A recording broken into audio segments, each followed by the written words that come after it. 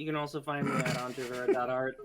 And you can also find me on various days at a Fluffy Goomba's Twitch channel. This Friday, actually, which is my this God. Friday for you, the audience, because this was recorded yesterday.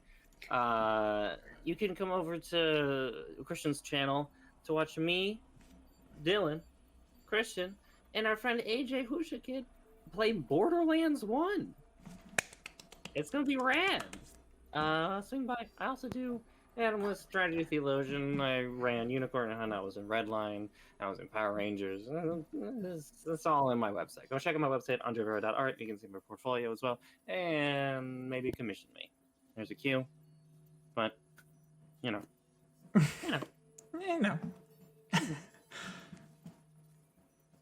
Beautiful one from Momo O'Brien.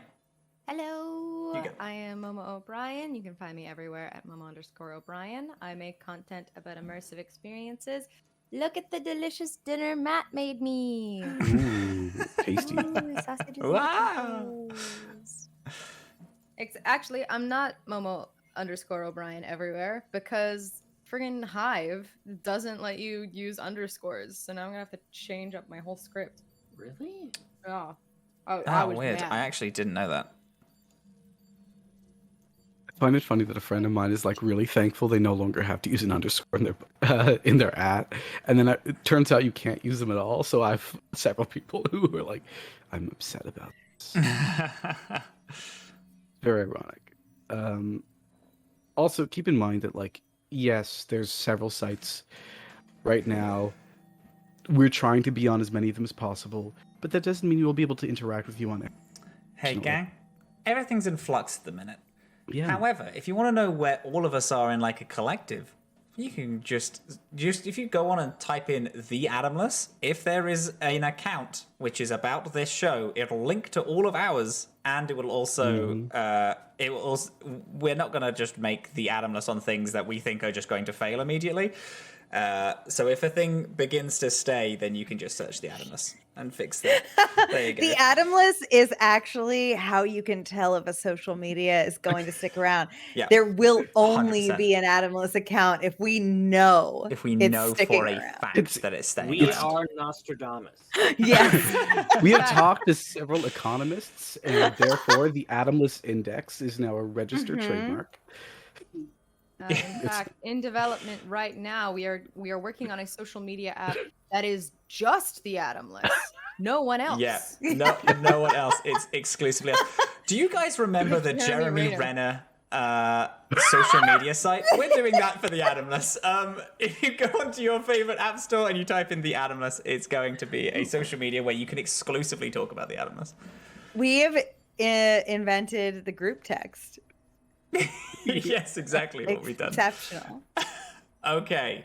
In fact, we're on a conference call with you right now. Okay, gamers. Let's do it. We want to have a little adventure through space. We want to have some little starship combat. Spoilers for people who didn't listen to the last episode. While we're on it, what happened the last episode, Matthew? Oh, let's cut to a very neatly rushed video that I made this morning, the day that you're watching this. And it'll be the previously on. No, it has to be. Listen, it is the 22nd. This goes up on the 23rd. The people must know. Transparency, it's our main thing. Previously on the Atomless. Azhaam, he. Ike. She. My name is Theriac. What's up? My name's Skye. Welcome to the Patchwork, my dudes. You have a lead on where the next crystal is. The planet Nos in the Vanir system. Pulled back into your chairs as the atomless sea out in front of you breaks into a multicolored wormhole. Scrap says that you have 6 hours of travel left. A light goes off in the pilot's area. I think we're about to hit something big, so we gotta get out the drift, so if everyone could sit down just really fast. The lights of the Patchwork beam out and show a quarter of a planet in the middle of the space between. And Theriac, through your research, you realize this isn't a planet, but this is a tooth. and the pulsing red is gum, like something has shed a fang. You can see these almost baby dragons as they fly towards the Patchwork. And we are gonna go into our first ship combat.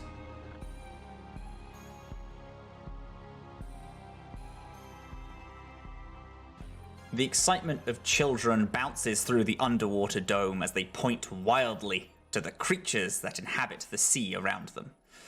A muscular Lashunta stands in front of them, straightening her Park Ranger Wild Times uniform before calming the children and continuing her story. Now, there are a few creatures that we haven't met yet. The lights lower, and holograms of these gargantuan deep-sea creatures appear throughout the room, swimming between the children. The screams and chuckles of parents fill the space. Because there is not a lot of food in the deep oceans, these creatures have grown to huge, huge sizes to help them find prey. Now, I know what you must all be thinking, but my mum tells me to eat all my food so I can grow up big and strong. But these guys don't eat at all. And that's true. These creatures have created a theory among scientists called deep sea gigantism, where to survive under the pressure of the ocean floor, with how little they have to eat and how much room they have to travel and they have to grow, they've evolved to grow sizes as big as skyscrapers to help them. It just goes to show that contrary to all of our knowledge of how things work, the universe has other ideas and will keep surprising us. We look out amongst the vast ocean of Idun.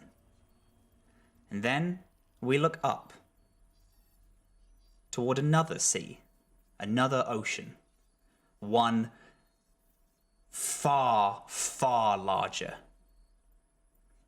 And we move up quicker and quicker and quicker, and we fly outside of the Atomless Sea at all into the space between, where we see a fang, a huge thing that was mistaken for a quarter of a planet. And from this one end of this fang, these veins of pulsing fleshy orbs burst and create these almost dragon-like beings that look around and spot the one ship that is in the pure, dark void with them. The Patchwork recently come out of the drift, being forced to by the fang that is blocking them from going toward the other solar system that they're going toward. Has our crew, who stands and looks out the window at this giant fang. Scrap flicks on the emergency light. However, if the dragons are not here yet, and if you have some things that you'd like to say to each other, you're welcome to, before we roll initiative on our first ship combat. Can we just say, for the audience and me, where everybody is right this moment as it's happening? Skye, when she saw something neat out the window, went out the window and is now standing on the top of the Patchwork, unsure if she regrets her decision. Got it. Okay.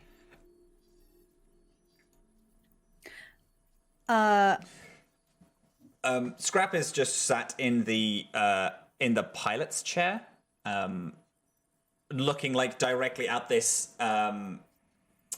at the like almost submarine like 180 look that they have out of the ship, looking out toward the fang, and is currently hurriedly flicking switches as the you can hear the drift core that turned into these burst from this like just pure circle like sphere into these like geometric shapes that have been helping Scrap by pointing in different directions. it has solidified back into a sphere, and Scrap is flicking switches, and you can hear the whirring and the charging of the drift core behind you as he's clearly trying to get back into the drift. There is also Flare and Keelin knocking around as well, who also joined the ship. Both of them. Flare has one hand on the captain's chair and is looking out toward the creatures that have burst and are like flying towards you, but are still like a quite a ways off. And Keelin is like immediately upon seeing the things has walked over to his personal bag and has pulled out a small rifle and has slung it over his back. Azhaam is at the helm as well, but he's not actually looking at the window. He's looking at the radar, because there's a big radar screen built into the side of one of the walls here, primarily because they're not close enough for them to have a heat register yet, and he can't see them. It is, this whole space outside of the ship is like so void of any form of heat that Azhaam can probably see specks already, just based on the fact that there is like nothing around. So there's no like there's no interruption of like any form of thing. So it's like they're looking out into this pure dark space and can see these like tiny little pinpricks of heat, but won't be able to tell what they are at all. Yeah, I've switched on the radar, and I'm like using my hand to open in on sectors, and I've switched it on to heat sensor mode, so to most people, there is nothing on the radar at all. But Azhaam is like testing it out, feeling it out, trying to figure out what these things are. What about Ig and... Yeah, what about Ig and Theriac? What are they doing? Theriac is looking out the window, realizing what this thing is, the fang, and is very quickly just popping on the PA, being like, "We need everyone to be prepared for an attack from these interstellar creatures. Is now the salad time?" Yeah, I think it's salad time. How do we prepare for these creatures, time. Doc? Doc, how would you suggest we prepare for these creatures? Where are you? Around? When you have more information, report back. Bogey's coming in. What is that? What is that sound? It sounds like a void whirling around you. Bogey's coming in at upper port. No, it's not bogeys. They're like weird dragon things, Azhaam. Bogeys is a technical term for anything flying in our direction. Oh. But yeah, good to know. Dragon thing. Dragon things? What? Okay. All right. Well, positions. Get to engineering stations, please. Everyone, buckle yourselves down. Skye, you're outside. Set mag boots to full. Roger that. Also, we do have a turret outside, so please get on that turret or come inside, whichever one is better. If it gets too hot, don't worry about getting in. Yeah. All right, everyone, we need positions. We have things coming in 10 seconds. All right. Running. All right, as everyone sprints to the different positions, I am briefly just going to explain that we are in our first ship combat. I'm going to take us over to a screen. Everyone should be able to see that the screen has moved. So, this map is the giant tooth. This is not near you at all. It is so far away that it is just kind of floating in space. It's almost like a planet that you're coming across. These little creatures are, however, these just little weird dragony things. The Patchwork is, I'm just going to ping it. Bing. The Patchwork is is here. Now, positioning and front-facing is definitely a big thing here, and I'm going to explain to anyone who is in the audience who knows how to play Starship Combat. We are doing a very weird amalgamation of many different rules.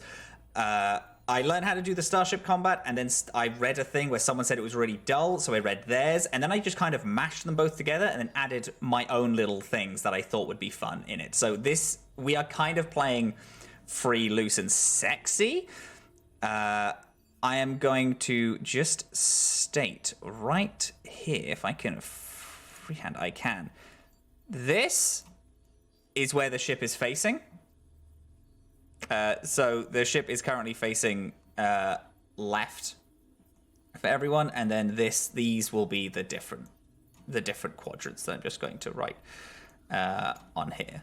This will change. I just want everyone to know, just first and foremost, this is where the this is the dealio with the ship. The way this is going to work. Top of the round, everyone picks the role that they're going to be doing. Now, another way that this is different is that in base Starfinder rules, you exclusively fight other ships. We're not doing that right now. We're fighting other creatures entirely. So there is going to be some weird rule things that won't matter. Like, you aren't going to be specifically targeting different parts, like you won't be targeting their engines or things like that, but you can, if you wanted, target wings and like the claws and things like that. You also won't necessarily be able to open communications with these creatures. However, I will allow you to make rolls for intimidation and whatnot by doing creative things like just firing randomly, or like Theriac has a big idea of how predators get scared easy. Allowing that to kind of inform decisions going ahead. However, first things first, as everyone rushes to positions, what is everyone's positions on the ship? I'm sitting on that gun. Wonderful. Sitting on the gun? Yes. I'm a science officer. You're a science officer? Getting into your now custom, brand new made lab? That's right. I am also going to be a science officer, but I think I'm gonna head to wherever the actual like engine of the ship is, instead of necessarily Theriac's lab. Yeah. Wonderful. And I will chief mate up this nonsense. Perfect. I believe Scrap will be pilot. Yeah. Scrap is going to be piloting. Also, just for people who aren't aware at home, with ship combat, everyone takes essentially a new class, and this class, if they want, can change at the top of every round. The classes, or roles, as they're called, are captain, engineer, gunner, pilot, science officer, and chief mate. Flair turns to Scrap. Do you have any other guns on the ship? He's like, yeah, we got... Thank you. He's like, okay. And then Flair runs into the hallway of where everyone sleeps. And at the end of the hallway, there is a door that he opens and jumps onto almost looks like an old, like, classic Western Gatling gun, but it's all laser and sci-fi, and he's in a little dome that can turn on that side of the ship. Keelin securing the gun around him. Right. I don't know much about the ship, and I don't want to get in anyone's way. So if there's anything that somebody wants me to do, I will go and do that. I'll be like an open run around and kind of do a little bit of everything, unless there's something specific that they want me to do. Got it. Thank you. And now we're going to go into our first little piece of ship combat. These dragons, as they flap their wings and get closer, there is viscera and like almost like fresh little egg bits that fly off and freeze in the deep space. They open their mouth and scream, but because of the vacuum of space, you can't hear the things they are screaming. As they flap and fly toward you, it is the engineering phase. Do we have any engineers on the ship at the minute? No one is taking engineering slot. Perfect. Keelin did say anything we'd like. Yep. Do you want to ask Keelin to be the engineer? Yeah, I think so. Okay. Aye, Captain. Keelin runs and then like slides into the next to the engines into the small engine room, which is just off to the side next to the kitchen, using almost all of the same pipes and gears that the kitchen does, and is going to is actually just going to look over the ship. At the minute, there is nothing necessarily that needs to be done, and the only thing they could do is the ability divert, which is diverting auxiliary power to a system. Actually, you know what? He is going to divert. Keelin looks over this small wall panel and starts flicking some switches, making some parts of the lights dim. So now the lights are almost all this red pulsing glow. The sound of the alarm that has been going on since Scrap flicked on the alarm turns off and powers down.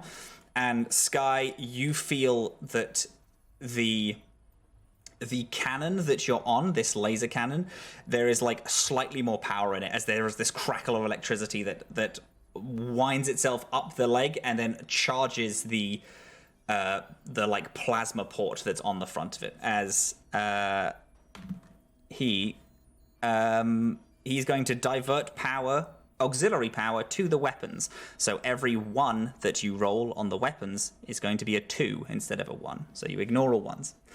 I'm gonna put my goggles on and go, cowbunga. Okay, dokes. The next phase is the pilot's phase, is the helm phase, where the pilot is going to go. I'm going to actually go first, if possible. Absolutely, go for it. As chief mate, I open up the comms and I say, "All hands, please strap yourselves down. It's going to get..." And I'm going to do a hard turn. With a DC of 13, I can attempt an acrobatics or athletics check. If I succeed, and that's a big if, the pilot can make 1 turn during the round as though the maneuverability of the starship were improved by 1 step. Perfect. It has no effect on a ship with perfect maneuverability, but let's face it, this is the Patchwork. The Patchwork does not have perfect maneuverability. So I open up like a small locker-looking thing on the side of the helm. I swing it open. I myself am not strapped to anything, but I start grabbing these large levers and I start yanking them to turn the thrusters, forcing them to push the ship so we can best angle one of the cannons, the starboard cannon, in the direction of these bogies now coming in from the port, coming in from the bow. That's correct. Yeah, you got it. Let's do the athletics check, shall we? That's an 18.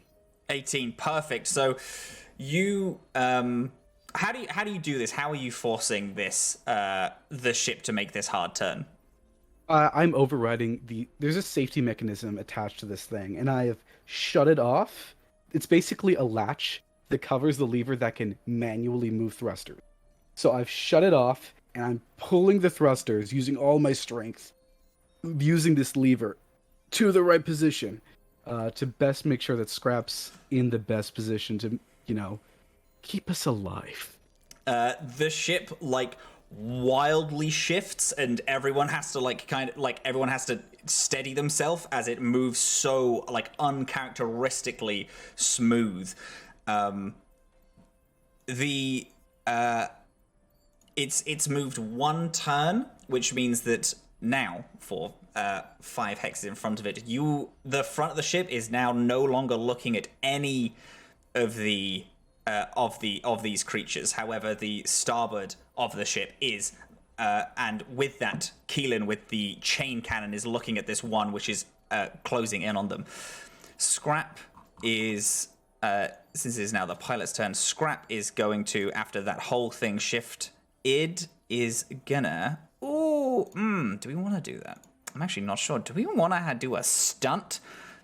I have Scrap go fucking bonkers immediately. Do a stunt. Do a stunt. You know what? Flip. With nothing being close, Scrap, like, you can see is, like, prepping the ship to make this hard turn, has this, the wheel of the ship is almost this, it's just like a driving, just like a car wheel that he has been, that he is turning. He goes to, with like a gear shift, because now he works like a car. He like gear shifted into just perfectly turning and not moving to do exactly that. But as soon as Azhaam does it, Scrap bangs on the bags on the console and is like, "Hell yeah, here we go, boys!" And is going to elect to not do anything on their turn, but instead might take an open action, which you can only do if you do not fulfill a turn. So it might be doing an open action later. Okie dokes. Now it is the science officers. Do the science officers want to do anything? The way that the things that science officers can do is that they work a lot with the shields of the ship. The shields, if you look at the patchwork little graph that we have, shields are SP, that counts for shield points. The patchwork has a maximum of 10 shield points. They have pretty weak shields. Scrap hasn't worked that much with them. Having 3 shield points at the bow, and three shield points at the stern of the ship, so the front and back, and the port and starboard both have 2 shield points. So the sides of the ship are just like a little more susceptible to attacks than the front and back. That's it. It's down to you. You can do, if you want a little hand with, like, saying stuff, because both Ig and Theriac are both science officers.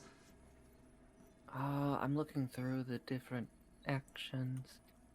I have a question. Of course. So, there is a scan action? Yes. And that only works for starships, No, correct? that would work for this. You can try to scan the creatures and get, like, you have like a small, like, holographic, almost like graph that if you were to scan, it would, like, almost 3D print what the thing is you're looking at. So normally in a starship, you can, like, turn the starship and check to see little things, but with this, it would just 3D scan the creature and give you, like, a quick rundown of what's going on if you wanted to do that. I would love to scan one of these creatures. Perfect. Can I, instead of computers, use life science? Yeah, sure. Yeah, you're able to do that. The check will be a little higher since you're trying to get the scan to work. However, you would be able to. It's like, even if you get like a half malformed like 3D print, you will be able to, like, fill in the blanks there. Okay. How's a 29? A 29 is actually criminal, and I hate the fact you can roll that high. Okay, so the scan is a DC 15. If you succeed at this check, you learn the first unknown piece of information on the following list. For every 5 you exceed by, you learn another piece of unknown information. So DC 15, you succeeded, that's 1. And then you have 2 for 20, 3. So you learn the basic information, its defenses, and its weapons. It's in that order. It's in that order. It goes down the list. It's the first piece of unknown information. Great, let me write this down. Okay. Basic information.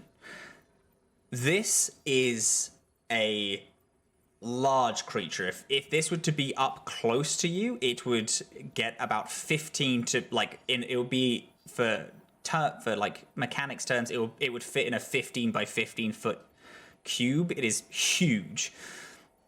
Almost entirely organic. These new creatures don't have any form of exoskeleton armor plating, as they are very, very newborn. Almost like the pods that they just burst from are like eggs that exclusively burst out from any form of, like, attacks. The fact that this is in the middle of absolutely nowhere, you assume that this isn't necessarily offspring of whatever this thing is. it is more, these are just defense mechanisms, that this thing is so large, it grows organisms as a defense thing. Okay. Their speed is that they are able to, they are incredibly quick, able to move 5 hexes a turn, which, if you look at the board, is quite far. They have perfect maneuverability, so in this combat, there is different types of maneuverability. You have to move a certain number of squares before you can turn the ship. You like fly in one direction and then turn. These creatures, having perfect maneuverability, can fly a place and then turn in any direction that they want. Okay. They have, in terms of defenses, they have 17 AC. You learn, and they also have, yes, you learn the hull points. They have 19 health each, and no shield points because they are just very freshly born, and the PCU value is nothing because this isn't a ship, this is a creature. Weapons. The hologram shows these that these creatures are a head, and they are almost like a snake with 2 arms. These 2 arms are attached to wings that they use to propel themselves throughout this like dead air. The arms have these very large, incredibly sharp claws on them. And from their mouth, you are able to tell that they also can shoot a fire breath, but this fire breath dies out quite quickly because of how cold it is. So it can only shoot 3 hexes in front of it. But the claws have to be on the ship to be able to do this claw damage. The firing arc for these is the fire breath has to be directly in front of it. It can't be anywhere else, and the claws they have to be on the ship. Yes, there you go. That's information that you learned. Do you learn how much damage they do?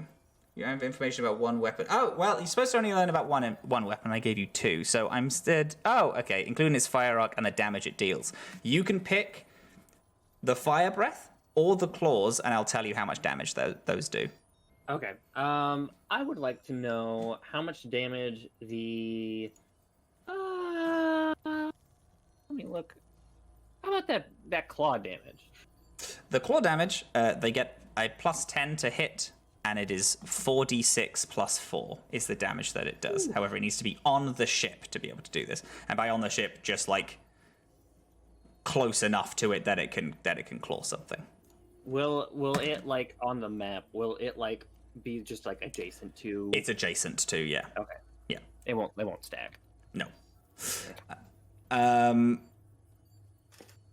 Okay, that is the scan done as this little hologram builds this information of the... There's this, like, everyone who's looking outside of a window can see this, like, pulse, almost like this...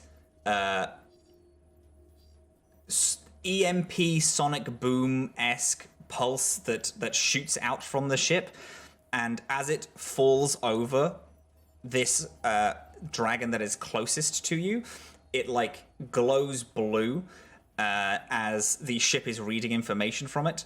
There's these little points, these like sparks of this blue light that falls over it, and as each spark happens, Theriac, you can see this monitor in front of you build this creature, and you can see it like as it is outside. You are almost like you have a live view of the creature from inside of the ship as it's flapping up and down, and then smaller pieces of information flying. Yes.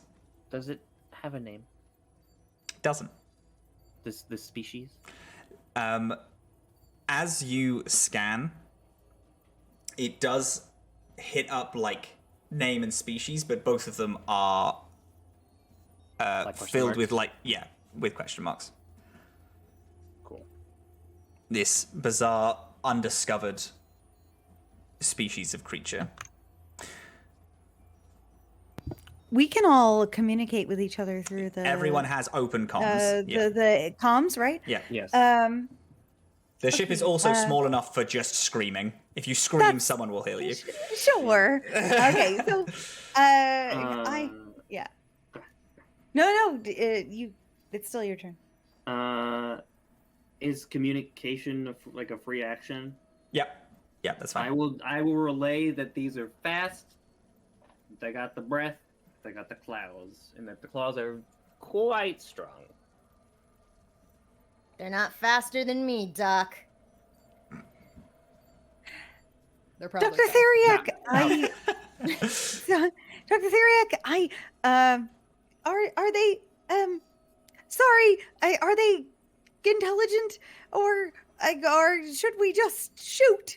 Is that the They thing? do not appear to be sentient.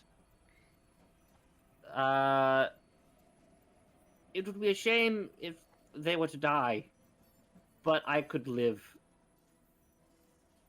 Okay, all right, okay. And I grab Verbal and I give him a little kiss on his little snoot, and I said, "Look, okay, you just stay close, but if I tell you to run, then you're gonna do it, and you're gonna do the thing, okay? Good. Okay, good. All right. But for now, you just stay right here, okay? I'm in the engine room. I'm gonna try to help. But Skye, stay safe out there, and maybe hold on to something. And I am gonna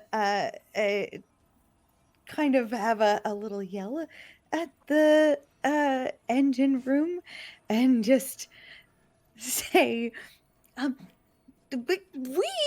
just got out of a sticky situation. We can't deal with another one, so please get us out of this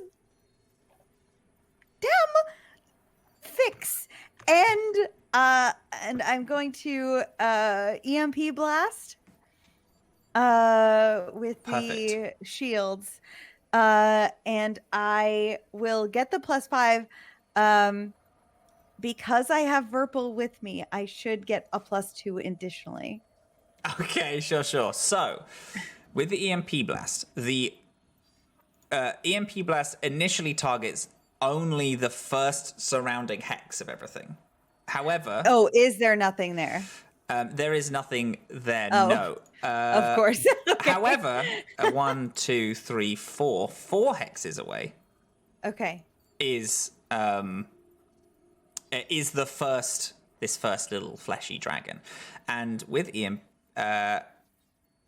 if multiple shields are used, so the way EMP blast works is you spend one shield for one set of damage. However, if you use multiple shields, if you used, for example, all 10, then it would reach out 10 hexes around you. However, as soon as you do that, your ship will have no shields. So you could spend 4 shields and then remove them on the little on our little map that we have, and then it would reach 4 out. And it also does 2d4 additional damage for each shield that you use. Okay. Well,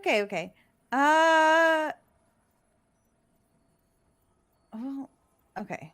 Oh yeah, there you go. On a success, the shields burst 1 hex. It's not all around you. It's from one quadrant that you're looking at. So it. Okay. The No, max never mind then. Yeah. Never mind then. I says the same thing. Everything up until then is the same. But instead she's going to target system. Perfect. She will choose the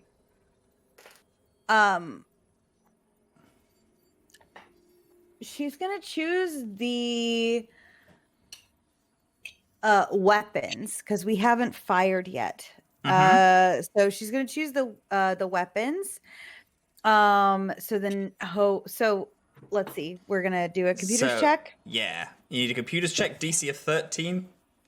Yep. Perfect. That's easily going to be beat with, because she still gets Verpals +2. and actually, I has a plus 13 to computers as a baseline. Look at that. So- Perfect. She's completely untouchable. So the next attack made by our ship is a critical on a 19 or 20. Yes. And if it deals critical damage, it will affect their weapon system. Okay, perfect. Okie dokes. With that, the helm phase is over. As you speak to the ship hums the tune that you know that it is listening to you. Skye, the gun that you're on, it's already pretty juiced, and with Ike speaking to it, it like hums even harder. It's almost vibrating in your hands, like it's alive and ready to fire at something. And with that, it is the gunnery phase. So Skye, it is your turn. Shoot the thing. You're gonna shoot the dragon. So you are on the laser cannon that is on top of the ship. You just roll a ranged attack. Like with my own stats? Yep, with your own stats, because it's you being able to control the thing. So it is your stats. Okie dokie. Ba ba ba ba ba ba. Ba ba ba ba ba. Oh, it's 8. Is that 8? Is that 8 just base? Oh, is it 8 just base roll? I clicked it and it says 8. It says 8. The next one was 23, so it's definitely working. Unfortunately, you let me see if the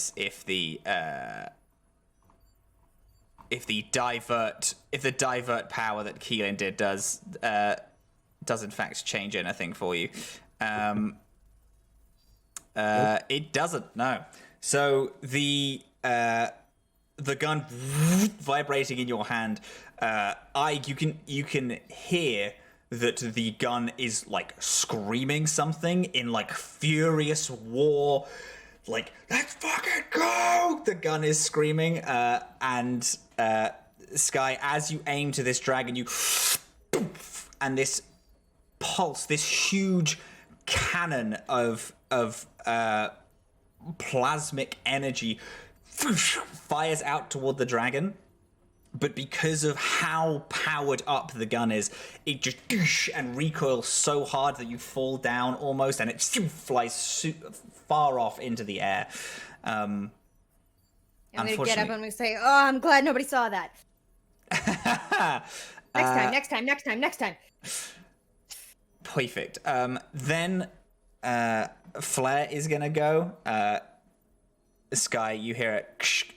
Wow, you called it a shot. That's really quite impressive. I'm going to see if I can do better than that. And is going to charge up the chain cannon and try to hit the flesh dragon, which he does hit with a 23. I hate everything about this. The old chain cannon charges. You see that Keelin is like whirring it physically with his hand, spinning this cog as the barrel of this gun and firing unlike yours, which is this plasmic energy. This is clearly just physical bullets. This is iron and metal that he is firing. It fires off and hits his target for I believe that is 64 damage. It is. Suddenly getting eaten by dragons doesn't seem so bad.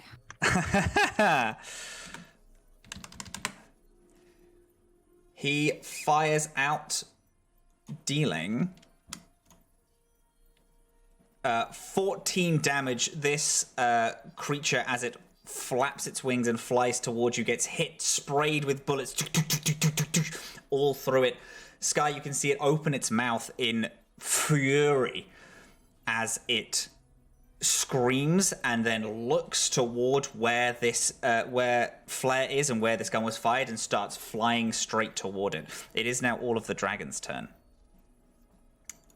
This one here, moves over to where the gun is. 1, 2, 3, 4, 5. each of these dragons flying with all of their newborn might to get to you. One of the dragons reaches, stomps the whole ship, shudders as it clambers itself on the ship, and using its claws swipes at it. It is going to make a claw attack at the ship, trying to get into where Flare is. It slams its hand against this another almost 180 submarine turning turret. However, the shields pulse brightly, and its arm bounces off as it is unable to make the attack. Or is it? I rolled a 4. That's a 14. The Patchwork's AC is 12. It does actually hit it. I'm lying to you. Its first attack, it bounces off, and then it shoves its claws in. The shield wavering and buffering as power slowly starts going from the shields. It is going to make a 4d6 plus 4 to the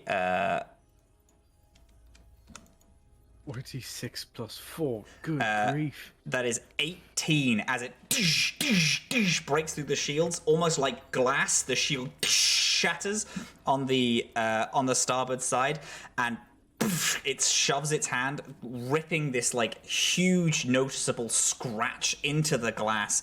There are small cracks beginning to form as the gun still holds, but there is a huge amount of damage that has been done. The shields on the starboard side are completely wiped out, and the temporary HP of this ship has also been removed as it starts trying to dig its way in. However, top of the round. Anyone want to move classes? Anyone want to switch roles, run to somewhere else? Hey, Matt. Yes. Edit this out. Could you give me edit access to the sheet? Just I am gonna. Yeah, I I can. I spot you doing that. It's all right. I got you. Thank you. I should not repair this until this dragon is dealt with, right? Because I would be going right in his face to repair what he just did. It's still very much on the outside of the ship. It's also looking incredibly rough. It is full bleeding. It looks weak, even though it did this furious attack. It is not looking like it'll last any longer. One other question. Yep. How far away from our ship is it now? This one. The one that just hit us. This one is outside of the ship. It is hanging on. One of the claws is wrapped around some of the railing. It's right on the ship. All right, I will stay then. I will stay where I am.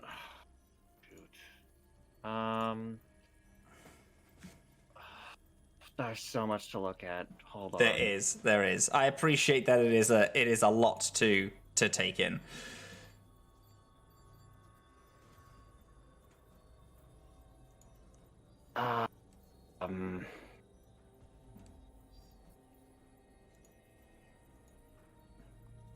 Okay, what should I prioritize if I want to get the shields back up? If you want to get the shields back up, that is a science officer trait. Science Dylan, officers can divert and also move shields around, and they can also rebuild up shields. Dylan, what are you prioritizing your next turn to do? Well, I was going to see what you were going to do, but I'm still in the science officer phase. I'm still in the engine room, and what I can either do is I can balance the shields, or I can blast this thing. But you could also help with that. We could do either. We could do a little 1-2 punch.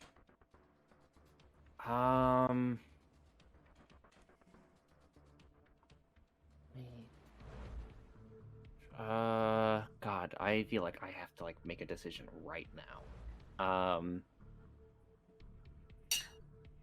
You can have if you want to. You're welcome to just stick as science officer, and you and I can duo team and try and Yeah. What if you balance the shields, and then I do an EMP blast from here, and maybe we won't have to lose as much shield. Okay. I can blast them and you can repair them, or vice versa. Sure. Whatever- Yeah. whatever you like. That sounds good. Okay. Fully, I'm out of character. I just, for combat It's- purposes, I just need straight answers. That's Yeah, all. it's so fine. It's so fine. Don't Yeah. worry about it. If you want, one of the easiest things I can do is I can push Keelin to do some engineering to divert power back to the shields, and I can using maintenance panel access open up the possibility for Keelin to do that and something else Yeah. as That an would be engineer. good. Okay, Okay. so I'll do that, which means don't worry about the shields; they're covered. Okay. Okay. All right. Everyone, Well- if they want, can just stay in the same positions, and we'll just move over to the phases again. So, That's good. engineering phase. As this creature lands and does a huge scratch in the side, you hear Flare yell as they attempt to like charge up their gun again. Is there something you wanted to do, Azhaam? As Yes. Keelin, I'm gonna need you to work with me. I'm just gonna turn off the electromagnetism in the cargo hold. So push all energy in places. Okay, we need shields back. I'm gonna attempt maintenance panel access. Perfect. As still the chief bait, I'm gonna do an athletics check. 23. Yeah, I'm fine. love that. So what's happening right now is that I am turning secured valves, bypassing safety systems. Like I said, I've turned all the cargo in the back in the cargo hold is just floating at this Yeah, point. it like all the power turns off, and then everything just slowly starts floating. Yeah. Yeah. And they can Keelin or whoever the engineer is can divert to two different systems instead of just one using the extra energy I've acquired. Perfect. So you are asking Keelin to restore shields. Mm-hmm. Perfect. Okay, so And he is whatever gonna, else Keelin wants to do. he is still at this large panel of walls and like flicking little switches and then turning knobs. He successfully diverts. Restores actually. He diverts power to the shields. Again, he flicks off other like minor. He switches off power to the gun, and as the lights like flux in the main living space, he immediately turns it off again, and then the shields. Theriac, you see that shields on the starboard side that just were lost do, and they like get rebuilt. This creature that's on the side as the shields like burst back, lets go, and is still flying right outside, but is no longer like grabbed onto the side of the ship as the shields are back. So there is 3 shields back to the starboard side of the ship. And then did you say that they can do another one? Yeah. Do another action or another divert? Another divert Is going to then immediately go for another weapons.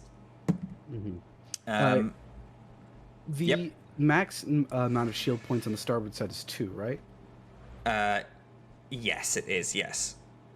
So It's only just connect- the two shield points come back rather than the 3.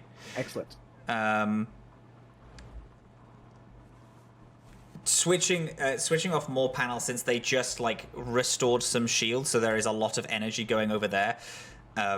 Switches off all bedroom plugs, so everything in everyone's bedroom that is like plugged into something, including all of Skye's like pinballs and arcade machines. There has been this constant hum of like arcade classic music that has been going like heard lightly throughout the ship. That all goes down as Skye, you feel your gun like recharge up and get powerful again.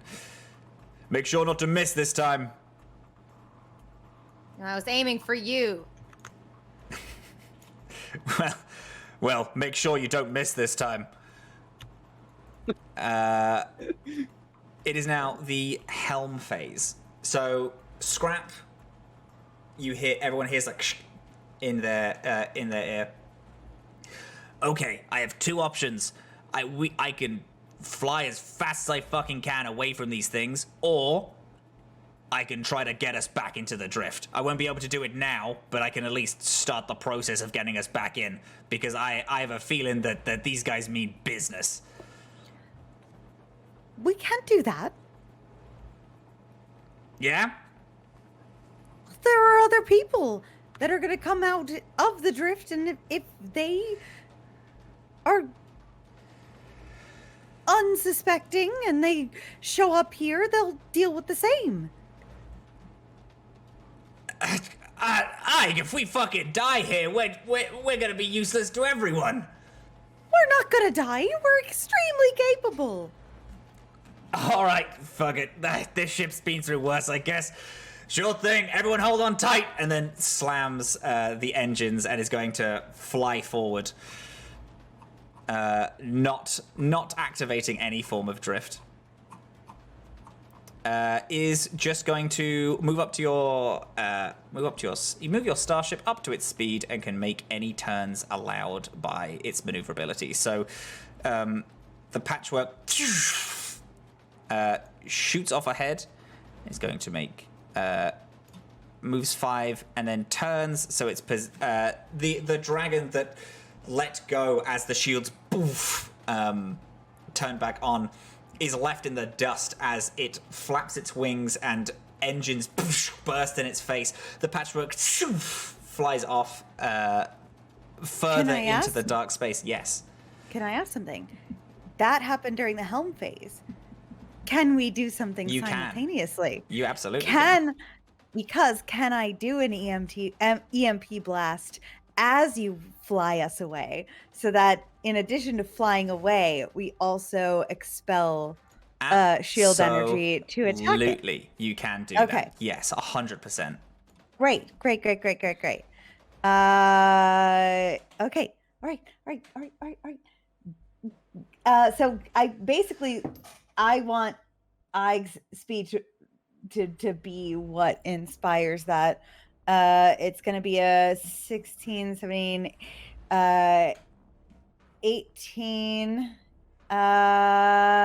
18 will 18. be. Are you going to use... So this spends the shields. So you've just regained 2. Do you want to use both shields to blast this energy out? The regained shields, yes. Yeah? You want to... Mm-hmm. Okay, so you're going to use both. Perfect. Yes. You succeeding in the DC. That is going to be 64. 64. Okay. 64 damage as the ship starts flying away, and then there is this large sound of a crushing blast as it happens from outside of the ship. Anyone who is looking out and is able to see this any part of starboard ship sees as this huge blue glow lights up the entire side as it explodes out. What is the damage that you did? 14.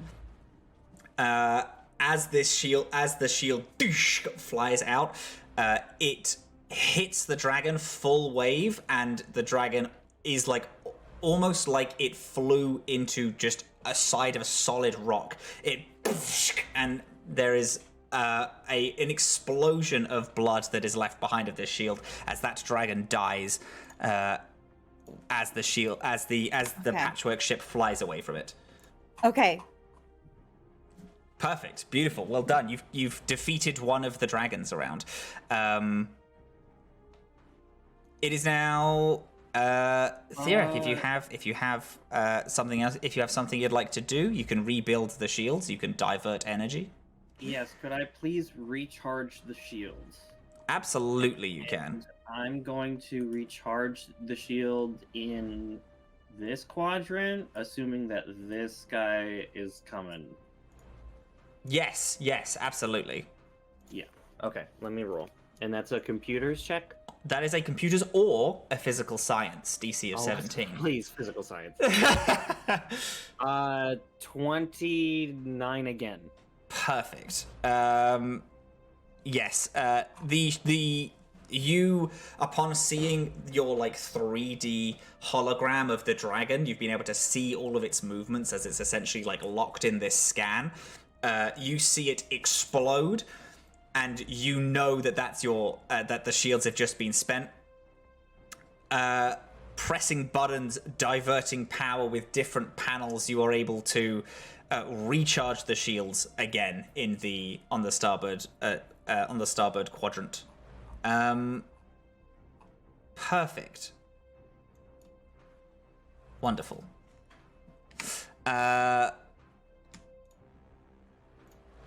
It is now the gunner's phase after that. Skye.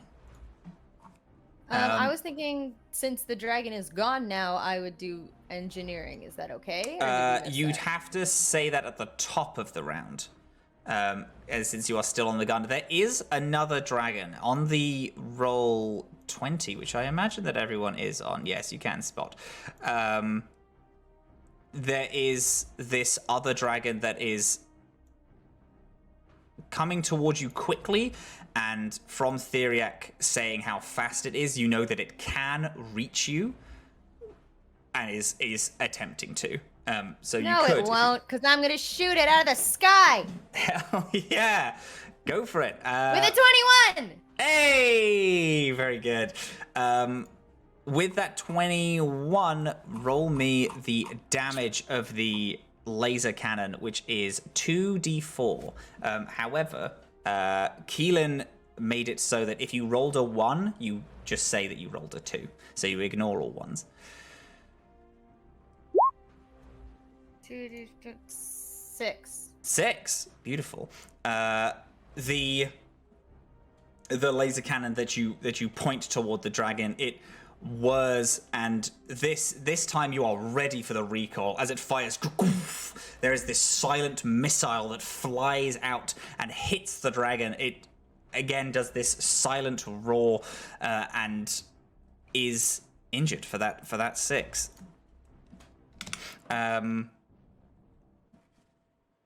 Flare then in your ear.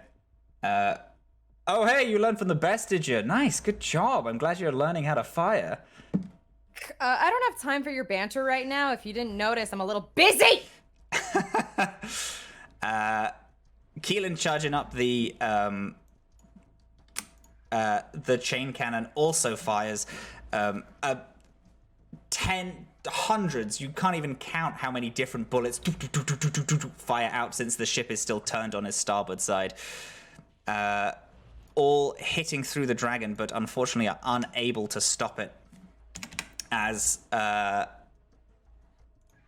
he fires his little chain cannon right there. At the end of that, it is now the dragon's turn. This dragon is going to move up, flying the one that both of you just shot, almost as if it is attempting to avenge its brood that was just killed.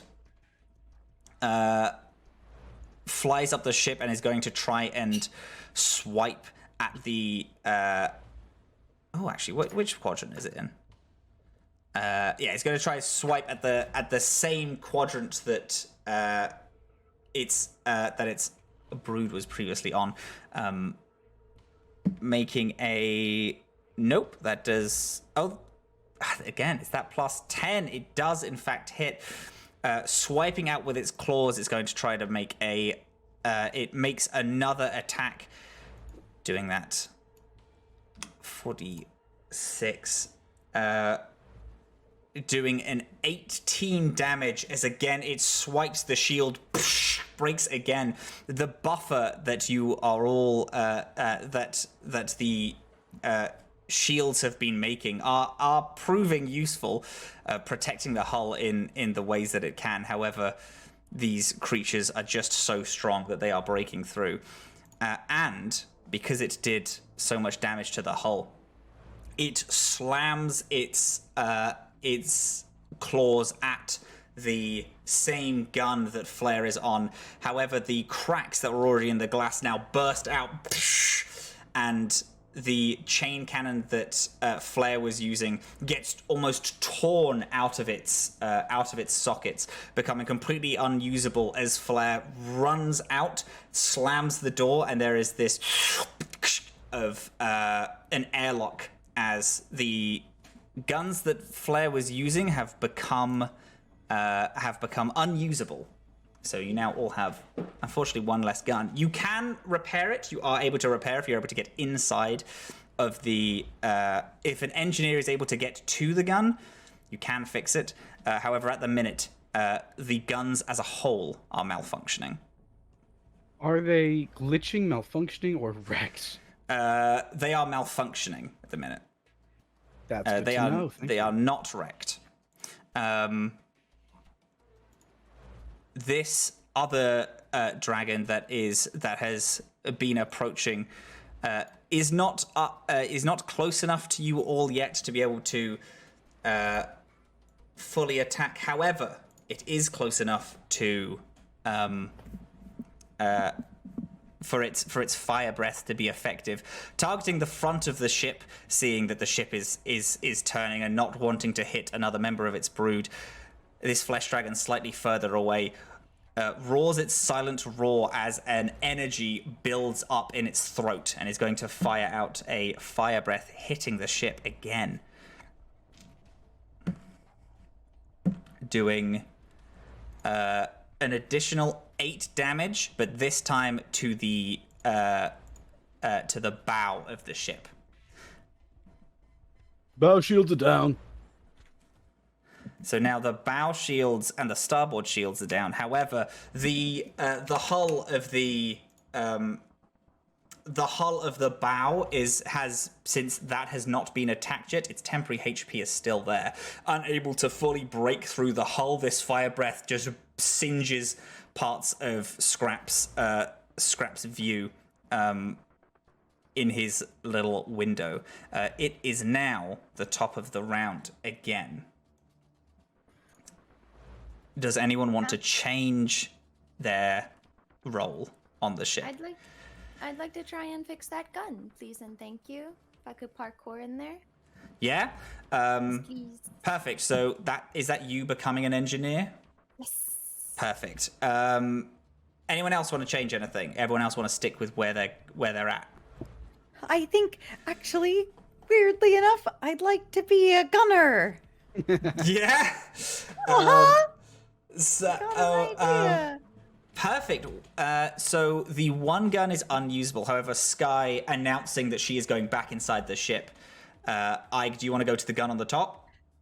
I do, and Verbal's coming with me. The two of you run past each other as Skye exits and slides down the ladder. I'm imagining both of you are high-fiving each other, but you can discuss it. Yeah. Oh, yes. Both of you sprint past each other, high-fiving as Skye pulls out her wrench and Ike climbs up. Do a little flick it. I flick it as I hold it. Ike, you climb up, open up the hatch. All of the noise of the guns and the engines and the power keeps breaking and opening up. This like symphony of anger and chaos that is going on inside of the Patchwork. As soon as you open the top of the lid, it all completely leaves. You are now in the vast vacuum of space. Turning on your mag boots, you walk on top of the ship, unable to hear any of the chaos inside, only able to feel the vibrations of the damage that is being done. You see this planet-sized tooth slowly turning almost peaceful as these flesh-made dragons fly toward the Patchwork ship. Is everyone else staying in their roles? Yep. I'm going to move actually to being to the captain role. Perfect. And I'm going to buff someone who I think needs it when the time comes. Well, the captain can act on any phase. I'm just informing everyone at home. However, it is now the engineering phase first. Skye, you sprint and you see Keelin. You meet up with Keelin, who is also running to the same gun. Okay, you're clearly better at this. What is our plan? We're gonna fix the gun. Sure thing. All right. I tell you what. I cause a distraction for the dragon that is currently hanging on the side of the ship. You make sure the gun still works. That works for me. All right, let's go. All right, 3, 2, High 1. High five. Opens the gunner door. The same thing. There's this like loud noise of this chaos inside of the ship. All leaves as the airlock activates. The window to the gun is like completely shattered. All these shards of glass are floating in the air. The dragon's arm inside of this turret bubble, thrashing around, trying to get you. What is the engineering action you'd like to do? There's. Yeah. Okay. So there are 2 possible fixes. There is hold it together, which it doesn't fix it, but it makes sure that it works. So you can hold together the gun. It is currently malfunctioning, but you can like screw it on and make it seem like it's working completely perfectly. Patching like the person who would be inside of the cockpit would have to wear like an oxygen mask to make sure that to like guard from the hole that's in the window, or you can attempt to patch it, but unfortunately that requires it's a lower DC, but it's going to take more actions to try and fully fix it. So you can either it looks put a like band-aid things on. could go wrong that way. Not necessarily, it just takes multiple turns to fix. Oh, actually, here we go. Multiple engineers can pool their actions to affect repairs more quickly. So you and Keelin working together can get this fully fixed and working this round. Or you can just try and hold it together. Actually, Keelin, come back here. Come back here. Come back here. Hold these 2 wires like this, exactly like this, okay? Yep, got it. All right, now don't let go, or else you're gonna get electrocuted. Okay. Ducks his head a little as this dragon like thumps its hand against the inside of the glass, trying to scratch and try to get at both of you. Roll me both of you actually need to roll a DC 15. This is the fear of patching, is that both of you need to roll and succeed it. How good is Keelin at engineering? I've witnessed him. He is not the best at it actually. He is not as good as others. Let me have a look. Do I just roll engineering? Just roll an engineering, hun. All right, that's a 30. Fucking hell. Unfortunately, Keelin rolled a 7, which is almost the entire opposite of your 30. You manage to get the gun in place. You screw it on to the point where it can be used. It's just not going to be as effective as it would be if it was fully fixed. Keelin, upon ducking, has the 2 wires that he's holding. He brushes his fur against one and shocks himself. He lets go of both of them, and now there are these 2 wires just like spraying around as he failed his roll. So the patching of the gun made it so it is now glitching. It can be used. You can go into that area and fire the gun. It's just going to have a minus to the roll. And if you try again next turn, you can get it from glitching to fully functional. You just need the window to be fixed now, which is the thematic equivalent of fixing this gun area. Are you okay? Yep, fine. I mean, I dodged that, and that's the main point. The dragon inside still like roaring and slamming its arm inside of the ship. Walk it off, dude, and start chewing this. And I'm gonna shove some bubble gum in his mouth. I'm gonna need that in 2 seconds. You shove the bubblegum at him, and he, like a dutiful, you are his boss, to start chewing on this chewing gum. It is the helm phase. Science officers can act if they want. Scrap, upon seeing how much damage is being done to the ship, is still going to listen to Aig and attempt to fly away, but he's probably going to do a Wait, stunt. the gunner phase ended already? The gunner phase is the last phase. It's the last phase. It's the last phase. So we've just had an engineering. It is helm, and then it will be gunnery. Let me just go to the pilot phase right here. What is good old Flair doing? Oh my god, I keep fucking forgetting. He is now that the gun is fixed, he's been waiting outside for the gun to be rebuilt so he can run in. But is not yet doing anything. So if you want to yell at him and tell him to do something, he will. He's a bit of a slow starter. He's got the right heart of it, but needs to be told what to do pretty much at all times. At least I had a gun. It's not. Hey, listen, it's not my fault that my shots were so sexy delicious that they decided to try to kill me first. Decided I was a prime target. I'm gonna get on the comms and immediately shift over to a private comm with Flair. Listen, you little shit, you better hit something next round, or I'm gonna have a very interesting conversation about your intentions with Skye. All right? You want to avoid that? Hit something, stop talking. And I cut off the phones, and I'm gonna use demand. Okay. Which is a thing I can do as captain. It's a DC 18. I can grant a +4 bonus to one specific check by succeeding at an intimidate check. Okay, sure thing. But I think I'll wait until the gunnery phase. But that is my intention. Yes. He will be, now that the gun is at a working level. He will still be in the gunner phase, so he will go inside and fire the gun on this phase.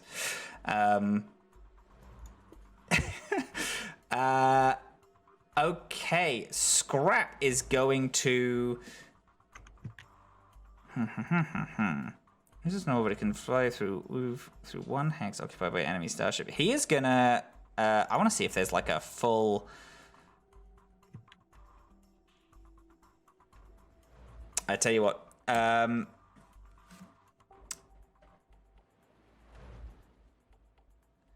right, I'm gonna try something fucking risky. Everyone, hold on to something. He's going to try and evade.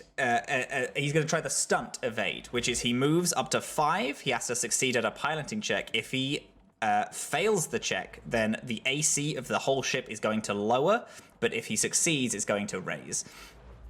The ship, like, spins almost... actually, it does. It fully spins like a full 360. The things that are no longer tied down through the like grav well that goes throughout the ship, so things in storage get flung everywhere, all over the ship, as he full 360 kills all of the engines and then immediately flicks them on again for just this quick burst of speed. Of course he succeeds it. The entire ship's AC has been raised by 2 as he again blasts the okay, so he has to move forward. So he is in fact going to move 1, 2, turn 1, 2, 3, and he's going to go there. Unfortunately, the okay, so he's elected to move. Okay, Scrap is gonna say, so I'm gonna move further away. This means that only one gun is gonna be able to hit, because I would way rather get away from these guys and be alive than take the risk and get attacked by all of them at once. Which gun? The gun at the top, the main turret, the one that Aig is currently at. Aig's at the top gun? Yeah, I had an idea. That's so rad, dude! Okay. So now the main like chain gun is no longer facing any creatures, so that on the gunnery phase cannot be used. However, Azhaam, since the gunnery phase you did your turn before, I'm gonna still allow the check to move forward, so you haven't wasted anything. Theriac, would you like to do anything on your turn? You don't have to, of course. It is the science officer's zone. Let me see what general actions I can do. You can. I mean, if you wanted, now that the ship is, now that all the creatures are facing the stern of the ship, it's pretty likely they're going to attack that. And you can, if you wanted, you can divert all shields to the stern to make that like super buffed rather than. Yes. Yeah. Yes. Okay, sure thing. So that would be balance. So that's just a DC 10. Oh. Whatever. That's pretty fucking easy. Honestly, I don't need to roll. That succeeds with just my bonus. Well, roll, because what if you critically fail? Beans, what a mess that would be. Then it'll be a 14, and I'll be sad. Hold on. No, go for it. For physical science. Actually, that's a 25. Okay, brilliant. So, Theriac slamming all of, like, specifically deciding to take shields away from other parts of the ship. You can, everyone can see this blue hum of active shields go down, and then the brightness of behind you, where the engines are all kept, the shields there glow so much brighter as the power of the shields increases, overcharges themselves, in fact.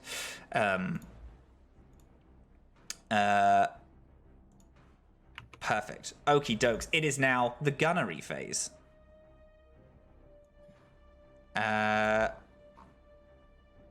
Ike, what's our little plan, gamer? Okay, well, it's gone now because they're not in range, but that's okay. Are they have another not? I plan. think they have. They're 5 squares in. It's the main 25. turret gun is They're still. not. They're not in range of. Oh, they're in range of the turret gun. The turret gun can attack anything, anywhere. It's got 360 Yeah, range. yeah. Yeah. All over. It's just the chain cannon that has to face starboard. Everything else is well within range. That's okay. All right.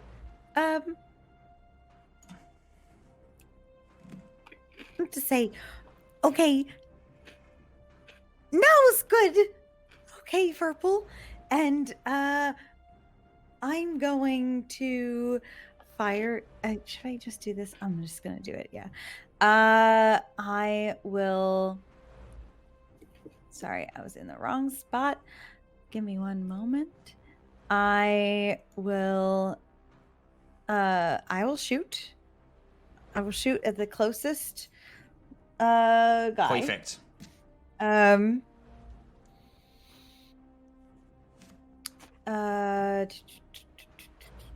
Sorry, it's a. I actually am not seeing what the oh, it's my range attack bonus. Yes, my apologies. It's Okay. yours. No, I'm sorry. I'm not looking. Okay. Okay, that's great. Oh, wow. Okay. That is a 21 for the range attack. Mhm. And it's 6d4 or 2d4 for this It's one. 2d4. 2d4. 64 is the starboard gun. The big one, yeah. Yeah. Okay. Got it. And I will do a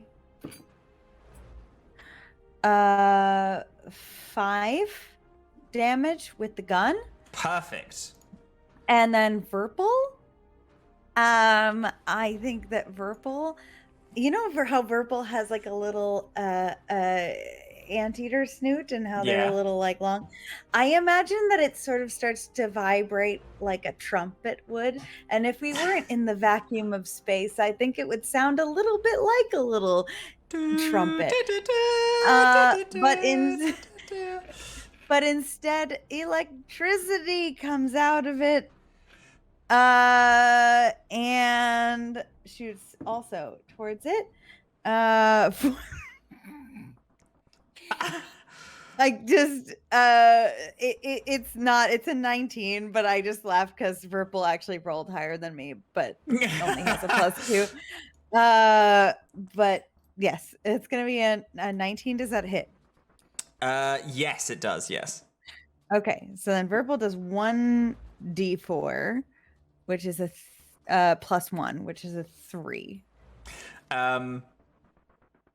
The Verpal's little snout grows like shoots out and is like extremely stiff now, almost like the barrel of a gun, and there is this of electricity and poof, it shoots out. You also fire both of the your plasma shots from this turret and also this electricity spark from Verpal wind around each other, almost dance with each other like you and Verpal both do, and then into the flesh dragon as its head pops and explodes. The flesh dragon is dead. Okay. Yeah, Aig! Is everybody okay? Yeah, are you? Yeah, I guess. I haven't died yet. I'm just pushing buttons. Scrap You're doing does a great job. onto the general comms. The ship is not looking good though, gang. It is hurtling toward being breached. If we are to keep in this fight, I think we need to start getting creative with ways to take these guys out. Or we need to get the fuck out of here. I believe we should prioritize getting the fuck out of here. I'm a little with the doctor, to be honest. Scrap. Okay. Set up the pause while my brain reconnects. It's okay, you got it, Bubba. Thank you. Got it, Bubba. There you go. Scrap, set the drift core on. We need to get out of here. Aye, Captain. Everybody hold on to something. Everyone hold on to something. We're not done yet. We'll mark it for future travelers. We won't let them just attack it, but we're not going to survive this. It is in fact the dragon's turn, but you have and you have all announced what you would like to be doing. The dragons fly toward the ship. Each of them, 3 now, all close. 2 that are slightly far away that aren't on the ship. Their throats glow with this powerful flaming energy. The other one that you left behind in the dust flies towards you, able to reach the stern of the ship, and is going to go make an attack.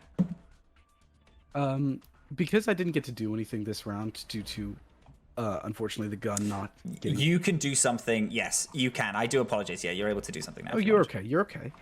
I would... Yeah, I'm actually going to ready our weapon system, because I told Flare to fire, so I'm going to ready the starboard weapon system, and next round it'll have a +1 damage on a successful. Perfect. So, just for full context, because you spent your action, and then because we were out of order, I messed with things a little. So you're going to have a +1 on the next round on a certain weapon system, and Flare is also going to get a +2 because you demanded. Is that correct? It will be a +4 if I +4. succeed at an intimidate roll. It will be the +4. So Flare has +4, and so ultimately there is a +5 going into a weapons attack. Pretty much. However, this dragon, all of you feel the weight of this creature onto the back of the ship. It readies its claws and goes to swipe. It is successful. It now does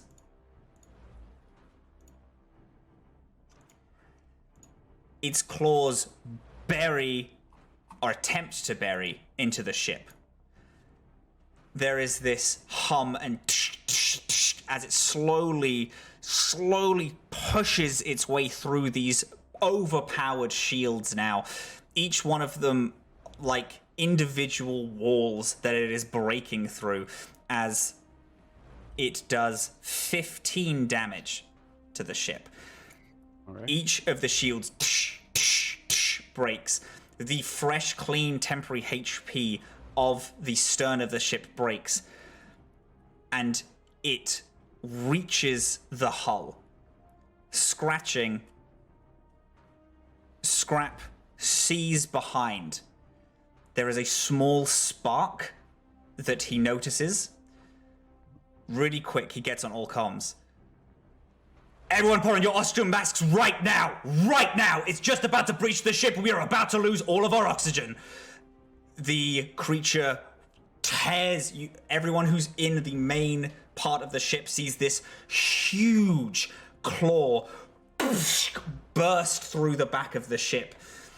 And the emergency ramp door flies off as the entirety of the back half of the Patchwork exposes as this creature crawls its way inside. It is humongous. It barely fits inside the ship. These two huge muscled wings facing start crawling inside its head, searching around and looking at everyone. Everyone reactively from Scrap's command turns on the oxygen mask as all of the oxygen is completely sucked out of the ship. Random items, things that weren't anything almost that wasn't held down that's in the main part of the ship. The sofa, there is pots and pans are all ripped out the back. Now, who would we say is in the main part of the ship? Not in a separate room, but in the main part. There is Scrap.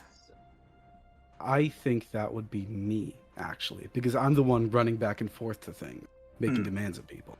Is the science station? Scrap has made you your own science section. So you are safely within. You hear a of an airlock as it activates, almost like you now have to have like an extra bit to get out since it's protecting you in this little hull. Your oxygen is fine and safe. Ige, you're on top of the ship. Skye, Keelin and Flare 2 are all off on the starboard side. Yeah. Azhaam, I'd like you to make me a strength save, please, as all of the air rushes out. And possibly 17. What did you get? 17. You are flung backwards as all of the air rushes out. You too are pulled. You hit the dragon physically. You are against its back, and the pure pressure of everything flying past you is making you slip and fall out the back of the ship. This is 2 checks. One of them was to keep your footing, which unfortunately was DC 20, which failed. This next one is to see if you fall fully into deep space. Alrighty. This is another DC 20. Strength check or an athletics check this time? Strength. Strength save. Strength ability score, or should I do a reflex? It would be a reflex. Yeah, reflex save. All right. So I failed the strength check, but I will succeed with a 25 on the reflex save. Grabbing onto one of these, just like almost a part of exposed bone, you grab onto this dragon as your whole body's attempting to be pulled out of the side of the ship. You still count as being like inside the ship. However, you are fully holding on to the dragon as it is crawling inside. You with the threat of being pulled out of the ship and just floating in deep space. Can we see this? You can all see this. Everyone sees as all comms go. It crackles and everything goes dead. Would I see from the top of the ship? You can fully see Azhaam, like I can. holding on to this Okay. dragon. Like, Okay. yeah. Okay. Okay. Azhaam! Don't worry, I'm fine. Okay. So nonchalant. I'm fine, doesn't matter. I mean, Azam's probably been through work. Let's be honest. He's not dead yet, so we're good. It is the top of the round. Does anyone want to switch roles? Can I take myself out of the ship combat? And just go into you? Yes, you can do that. Physical combat. Yeah. Oh, If that's people, so smart. if people Okay, would good. like for, because the dragon has breached the ship, you are welcome to fully leave ship combat and just go into fighting this creature. Is the gun fixed? The gun is operational. Yes. It's Okay, not working to yeah. its full capacity, but it's operational. Yeah, Skye's gonna take her bow staff off her back, spin it around, flicks it, and sparks with electricity, and I'm gonna kick this dragon's ass. Let me make a bold recommendation. Leave it to Skye and I. There's other dragons I'm worried about right now. Okay. I'm Andre, trying to talk. Don't bite at me while I'm trying to talk. What Andre. can I do to go faster?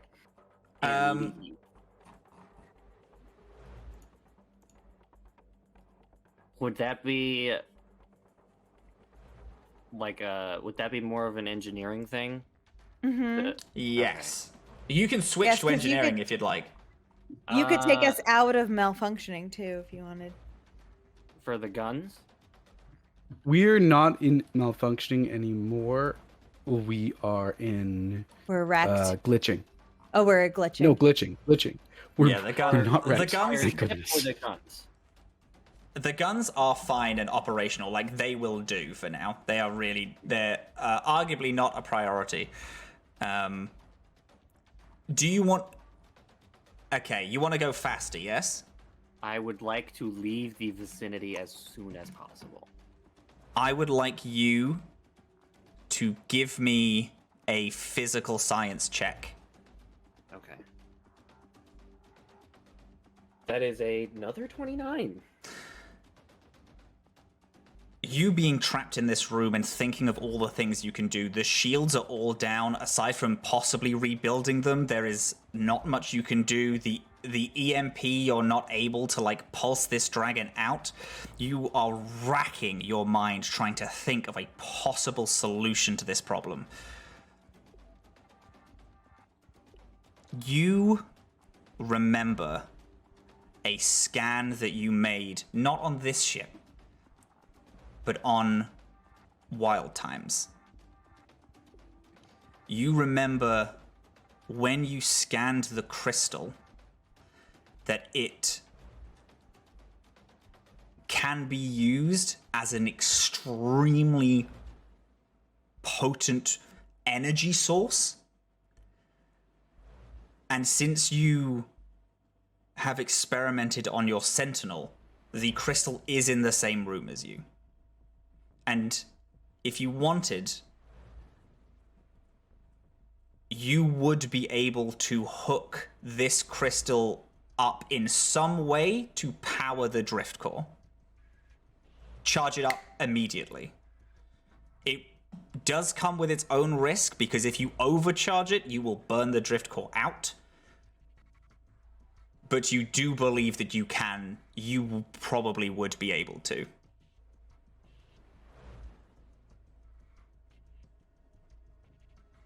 I think I'm gonna risk it. I think we're gonna shoot for the stars, and Let's shoot for the stars. hopefully not the truth. Let's go. Does Dr. Theriac say anything before they do this?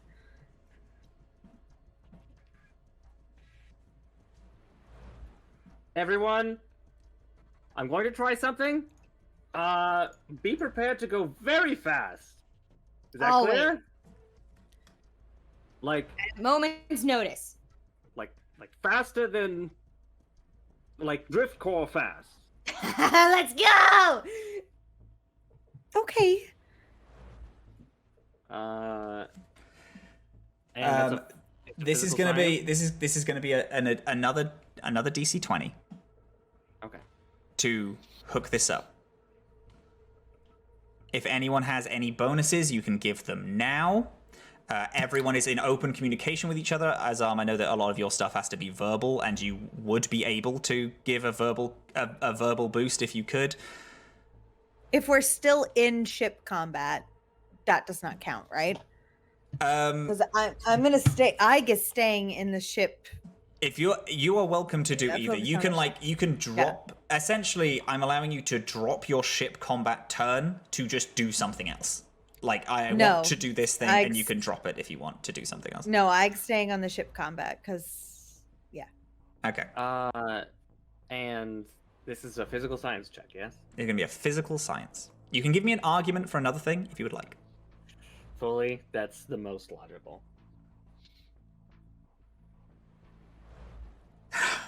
What did we get?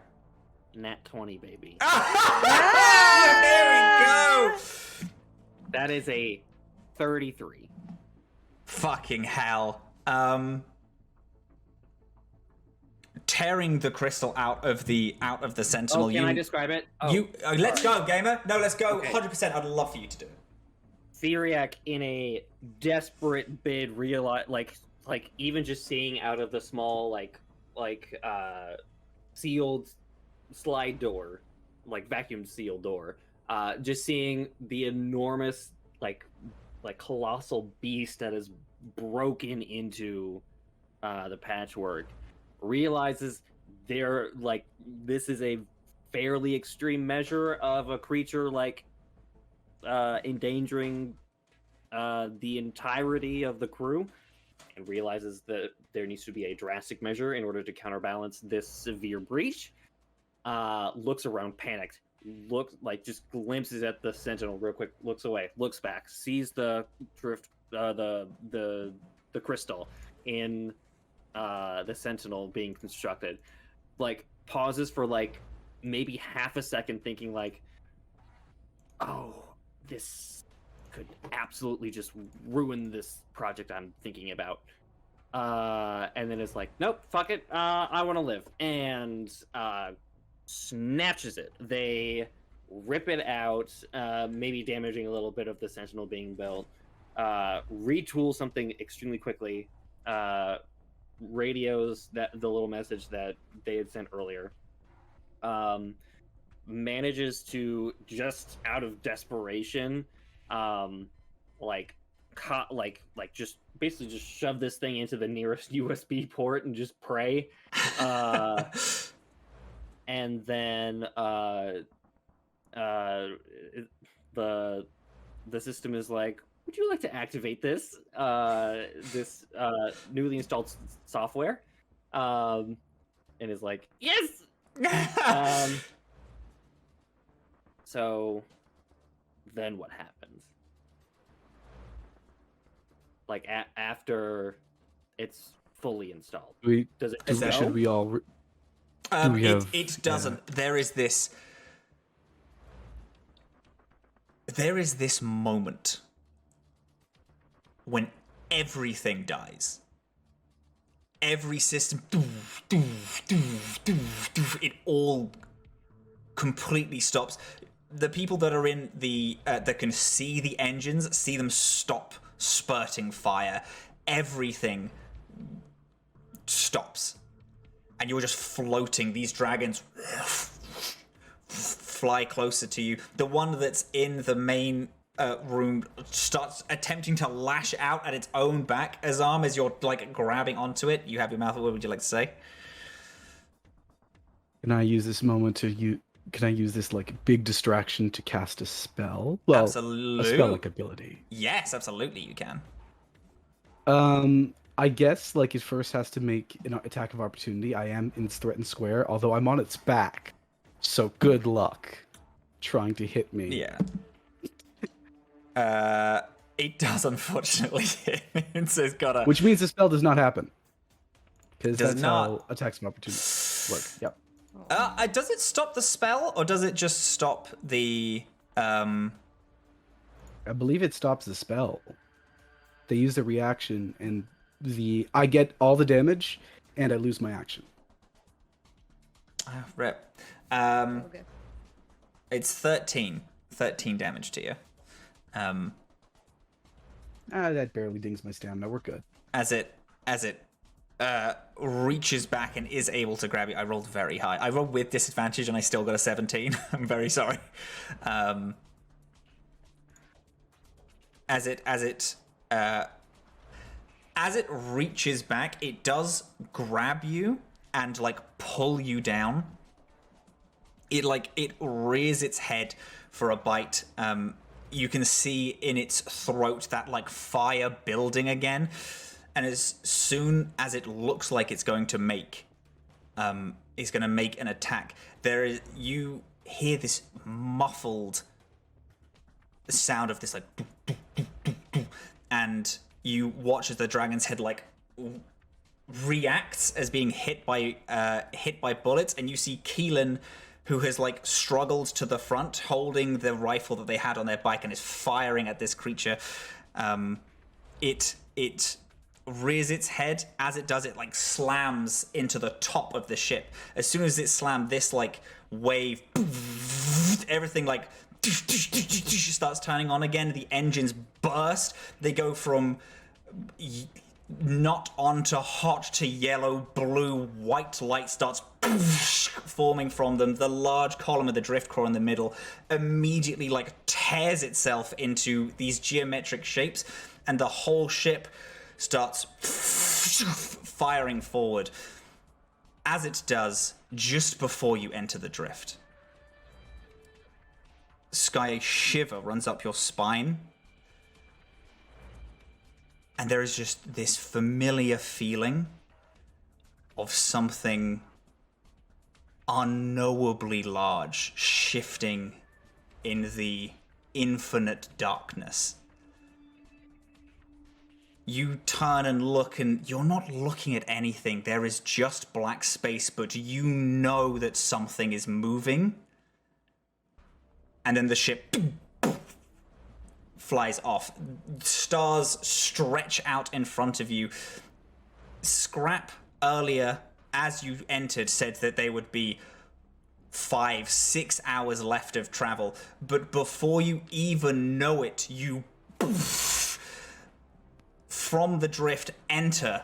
The Atomless sea bursts out around you again as the power of the crystal has seemingly charged this drift engine so much that you arrived something that would take you hours in seconds, almost a minute. There are floating space station billboards, a sun that none of you have seen giving off this green hue to everything. These 9 planets that you can see stretching on far into the horizon to the point where they're little small dots. A planet in front of you, almost entirely desert. Huge cavernous holes you can see burrowed deep within it, almost like the planet itself is trying to break apart. The Patchwork, unable to slow, more parts of it break off, start snapping just due to the sheer speed that you are going. You all enter the atmosphere, the flames of re-entry burning through parts of the ship, panels that Scrap has fixed on start breaking off and flying off into the distance. Everyone is holding on for dear life. There is a small second where the crystal's overpower ups the shields just before it hits the ground. The Patchwork almost completely destroyed, bursting into splinters as you all fall onto into a seemingly infinite dust-ridden desert. Flames of the ship fall around you, pieces of scrap metal, smoke raises from these completely destroyed engines, leaving only this base skeletal hull of the Patchwork.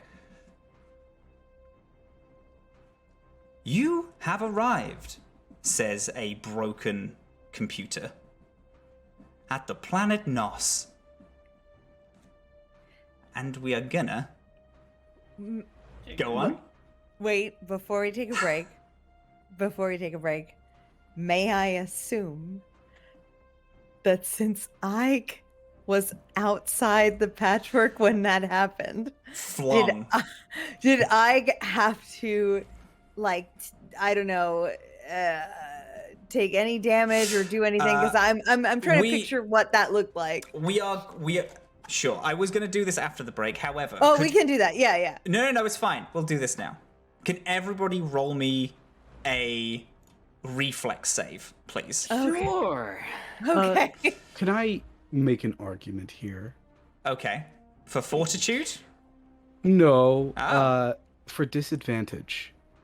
Because I don't think the dragon's gonna get pulled with us, and I'm currently in its claws. Oh, interesting. I don't think, like, Azhaam probably has a lesser chance than most to survive this well. Go on. Roll with disadvantage. Could be fine. Everything's fine. Just did that to be fair, right? The first one's a 25. The second one is a natural 1. So, bless you. Are we all saying? Everyone's saying. Okay. I should let y'all know there is a weird occurrence when I roll. If I get a nat 20, there's a nat 1 to follow. There's another nat 1? That's a nat 1 for a total of 5. What if I told you guys I also got a There is no way. Your ship would fucking Scrap. crash. Please roll for Scrap, Keelin, and Flare. Please. Just watch them all be nat 1s too. No, but they didn't make it. I tell you that much. Ooh, great. I did not roll a nat 1. I did roll a 7. Or a mess. So the DC for 0 damage was 20, with each increment of -5 being an extra dice of damage on top. So it was 2d10. Hello. Does the fact that I have skateboard do anything? It was just too fast. It was full re-entry onto a planet. Like, this whole thing from you being in deep space to now lasted about a minute and a half. It was so fast. Okay. So the damage is 2d10. Plus an extra dice for each 5. With a maximum of 2, 3, 4, 5, 6. I don't think Theriac's surviving. No. Wait, so how much is that total? So I'm gonna do okay. Be merciful, One space sec. god. One second, I'm attempting to be. Okay. Alright, that's not that much. That's fine. They'll take Hey, look. Hot take. Maybe Azhaam is just back at the crescent moon. Maybe he didn't even make it. exactly. No damage. So, Ike, what did you roll again? 7. Okay, so alright, so I'm rolling 5d10 for you, and then Okay. 6d10 for everyone else. Okay. Wait, are you rolling for everyone or am I rolling? I will roll for everyone. It will be our base damage. It will just be a little easier. I don't want Okay, yeah, everyone rolling separately. Aw, I kind of want to. Oh, roll for it then. Hey, listen. Hey, does everyone want to roll for their damage? I kind of want to roll for my You damage. Why tell me not? how much. Okay. Yeah. All right. 60-10. Everyone Okay. roll 6d10. You roll 5d10. Okay. Oh my god. That was a What did you- mistake. What did you do? Stop it!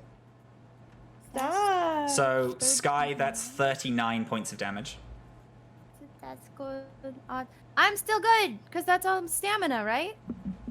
It goes from stamina first, yes. Yeah, and I have 40 stamina, so I'm fine. The shields that were like raised just before the crash has taken the brunt of this damage, slowed the craft down a bunch. I'm so scared I was gonna die. Jeez. Oh no, you still do take this. You take this fully, Yeah, but it does yeah, come from no. stamina first. You said D10, right? D10s, yes.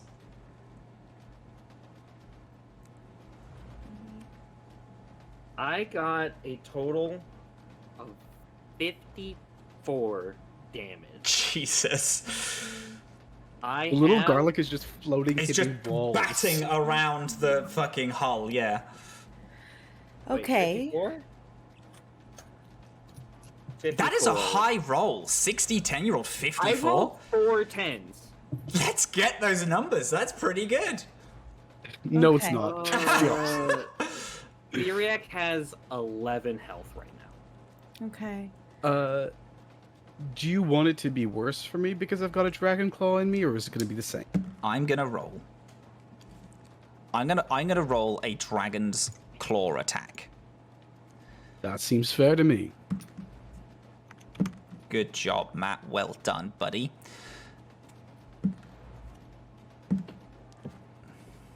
You need to hit a 14.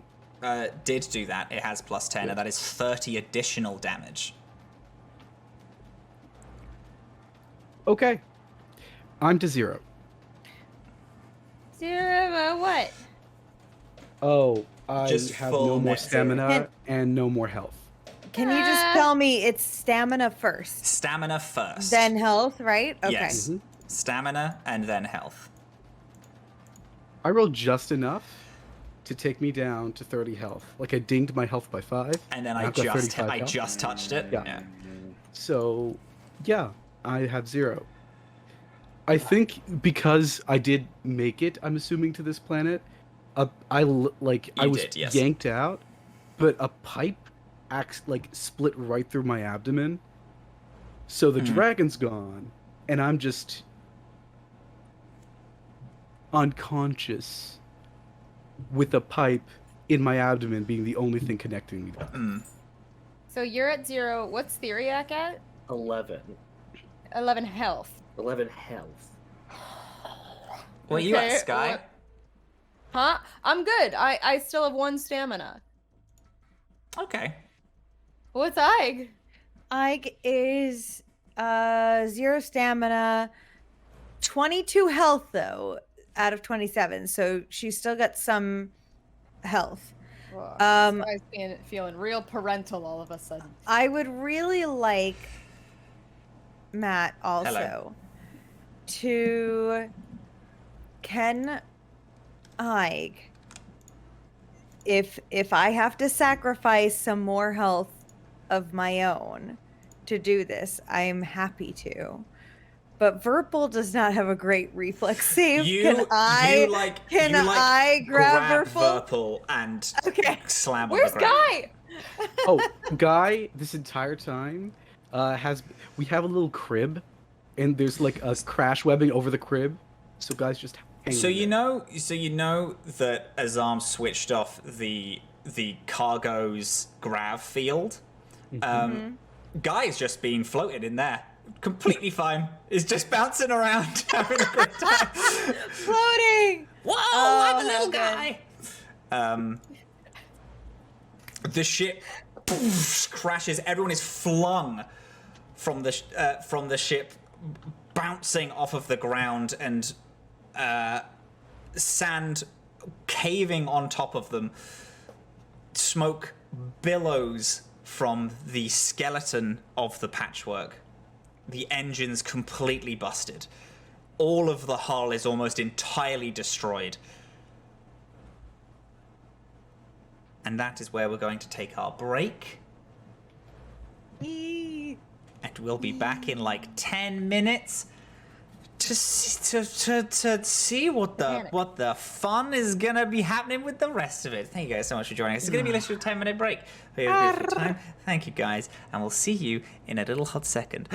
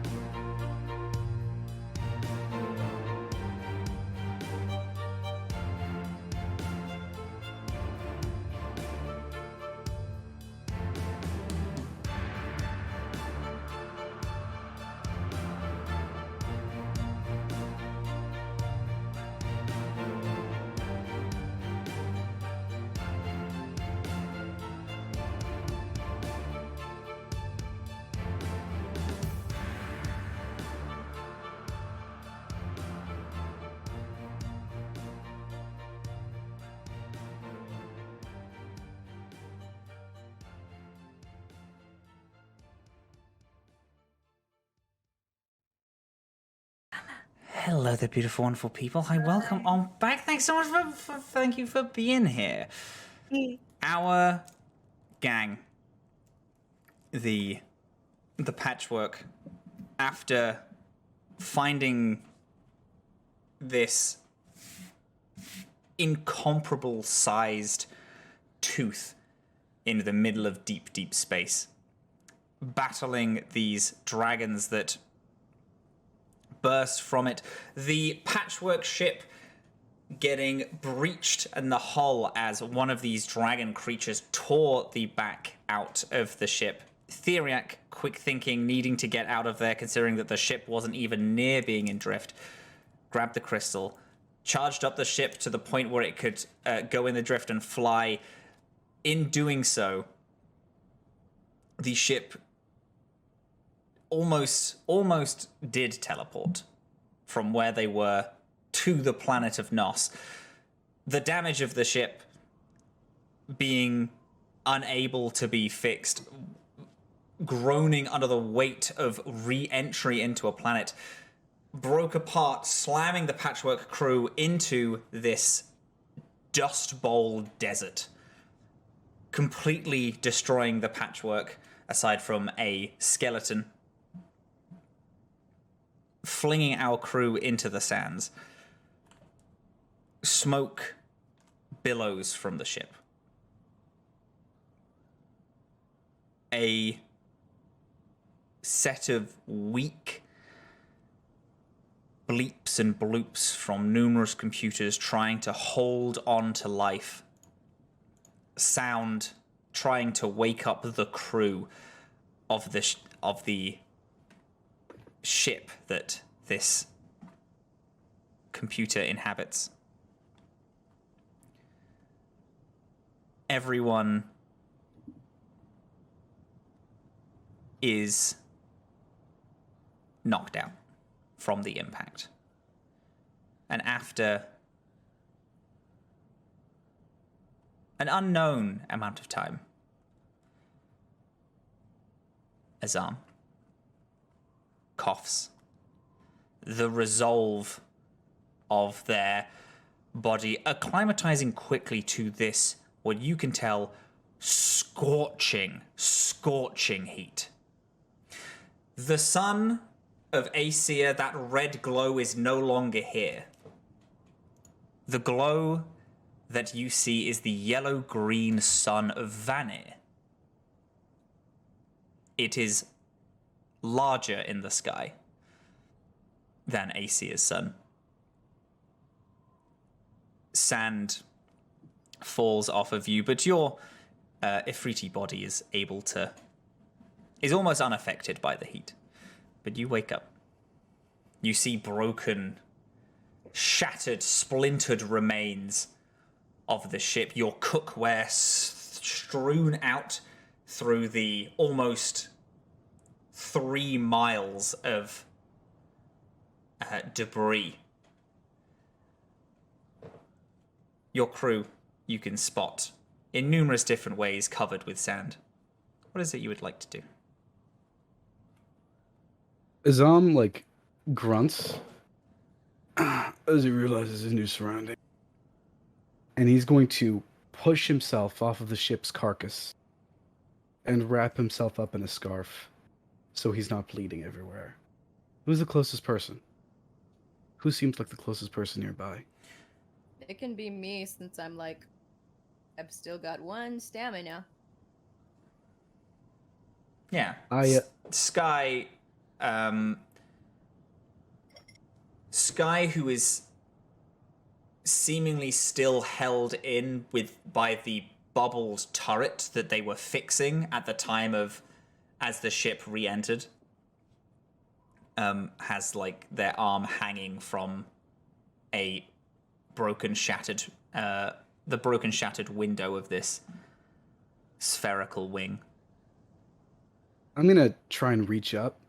There's an external release, right? At least there should be. Yeah, there is. Yeah. And then grunt a little bit more. And I do have toughness as a feat, so I ignore the pain and I just bang upon the hatch and I'm gonna catch Skye as she. There's this as the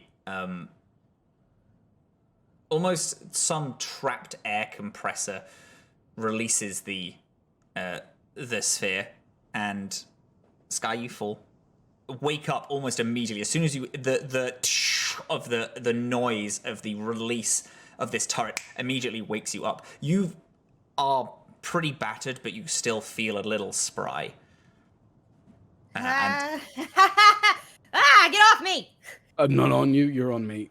Oh, and I Worse. put her down. What? Are you okay? Don't worry about it. I'm pretty worried about it. Nothing we can do right now. I can go get help. You look, you look, and there is nothing. It is endless sands in every single direction. Skye, look at me. I'm not gonna die today. Okay, there's a lot of eye contact. Yeah, there is. I'm not gonna die today.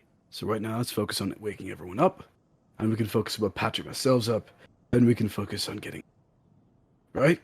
1, 2, 3. Okay. Are you gonna die tomorrow? Cause that's not ideal either. I hope not. And I turn away and see who's the next person I can find. I would assume Theriac might be closer because of Ike being on top of the ship. I'm just feeling like Ike is probably I think that's right. flew a bit further away. So, Theriac, when the ship collided into the surface of this planet, Theriac was still in the vacuum sealed science room, which meant that everything inside of it before it just completely collapsed came down on them.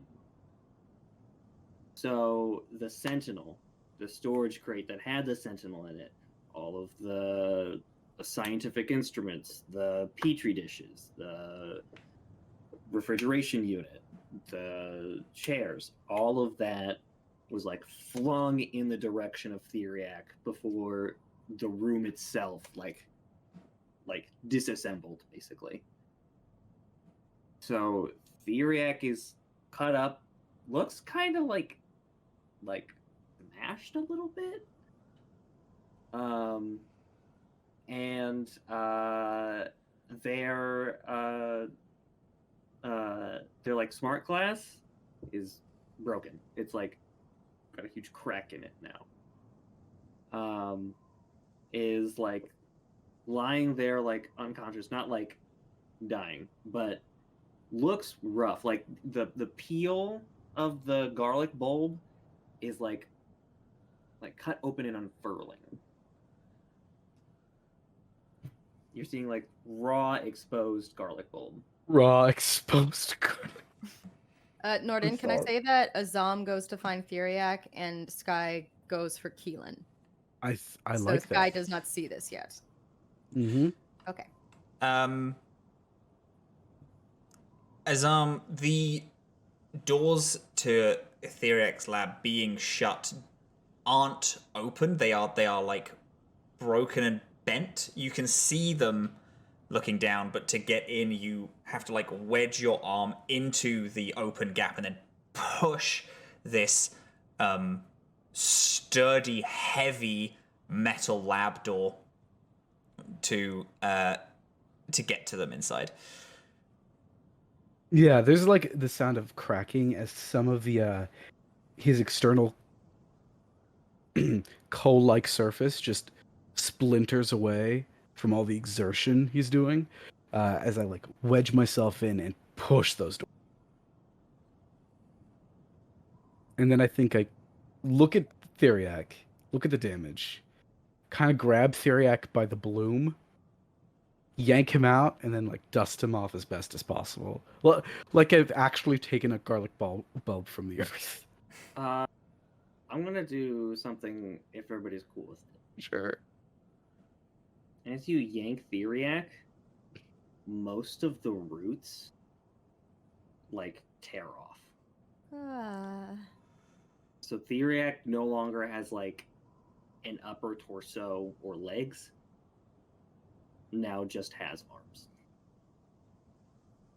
Which are all roots, correct? They're all roots. They're all roots formed into they're all arms. rooty. So there's no like liquid coming out. It's just dry and it just kind of like crumbles. It's like a little dusty even.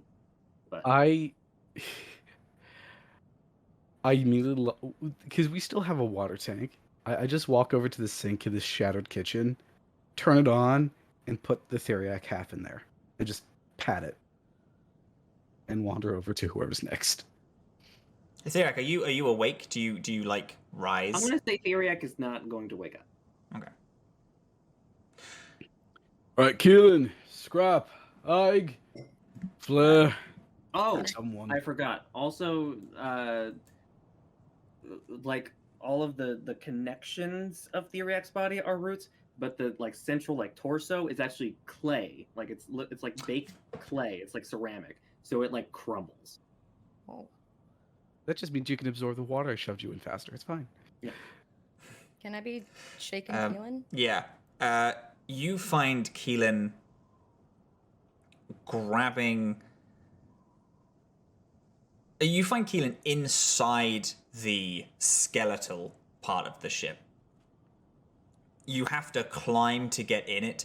It is fully like wedged down. The pilot's quarter snapped off and is quite a ways down. But Keelin is rested up, covered in sand, next to the drift core that is very weakly pulsing. You know, in a series of unfortunate events, when the orphans come home to find their luxurious mansion burnt to the ground, that's the way Skye is looking at the Patchwork right now. Keelin, his arm's hurt. Can you help him? You wake him up and he shudders a little and then shakes some sand from his fur. Looks up at you and then looks around. Yeah. Fuck. Are you okay? Definitely. There's a lot broken, but I think so. I'll be fine. Put your arm over my shoulder and never mention it again. Where's Flyer? Have you found him? No. Oh, fuck. If you can walk on your own, I can keep looking for him. But help Azhaam. All right. You have to help him climb out of the ship as you have to go up the you have to like crawl up almost like a high incline of the hull as it is wedged into the sand. You help him up and then you help him down. You point him in the direction of Azhaam. And Keelin waves to Azhaam and then starts making the way over. You, Skye, find Flare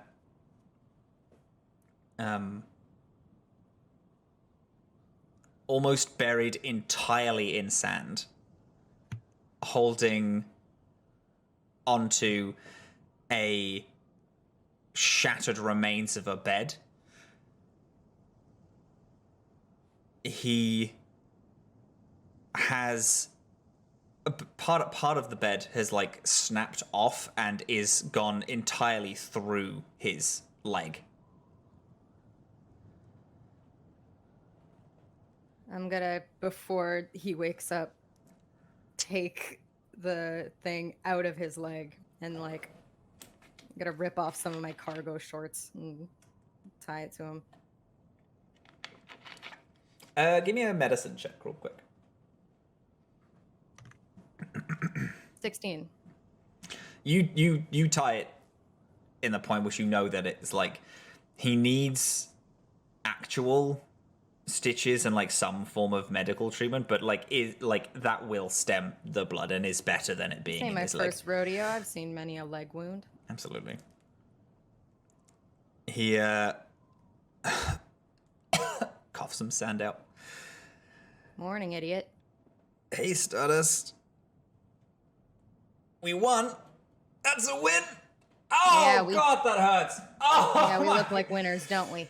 Oh, hey, listen. All right, who's dead? Is anyone? I need to find Ig in Theriac. Are you okay here?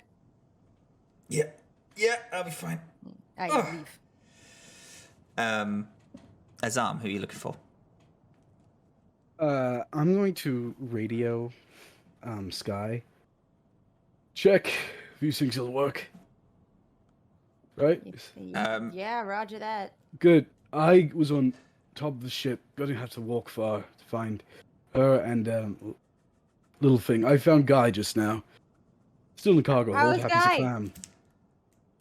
I'm Happy's just a clam. little guy. As you can tell.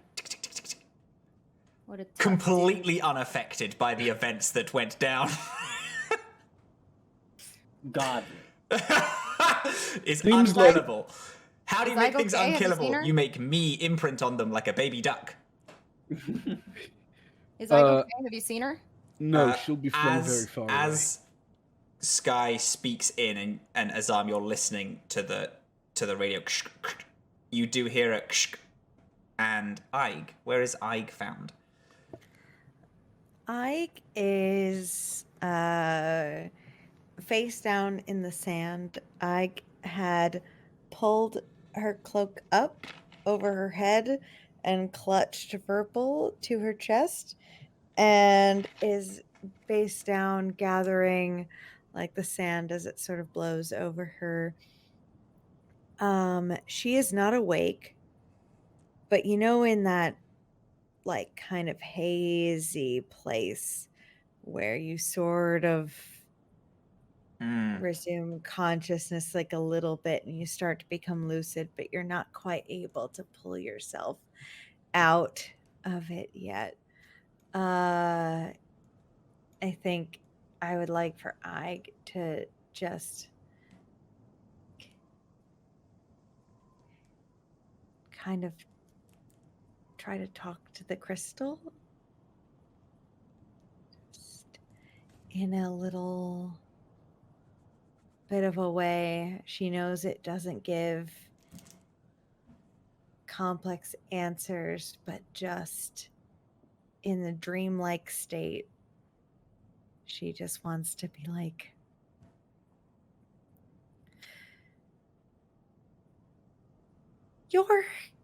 you're okay, right? You're with Dr. Theriac, right?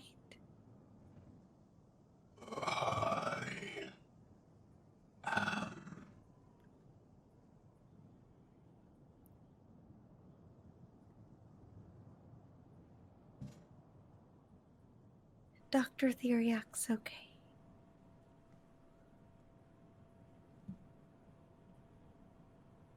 There's a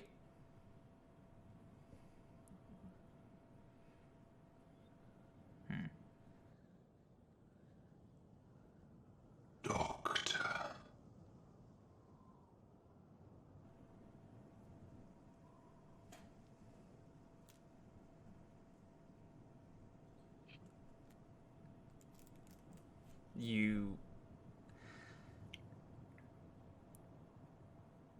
there's this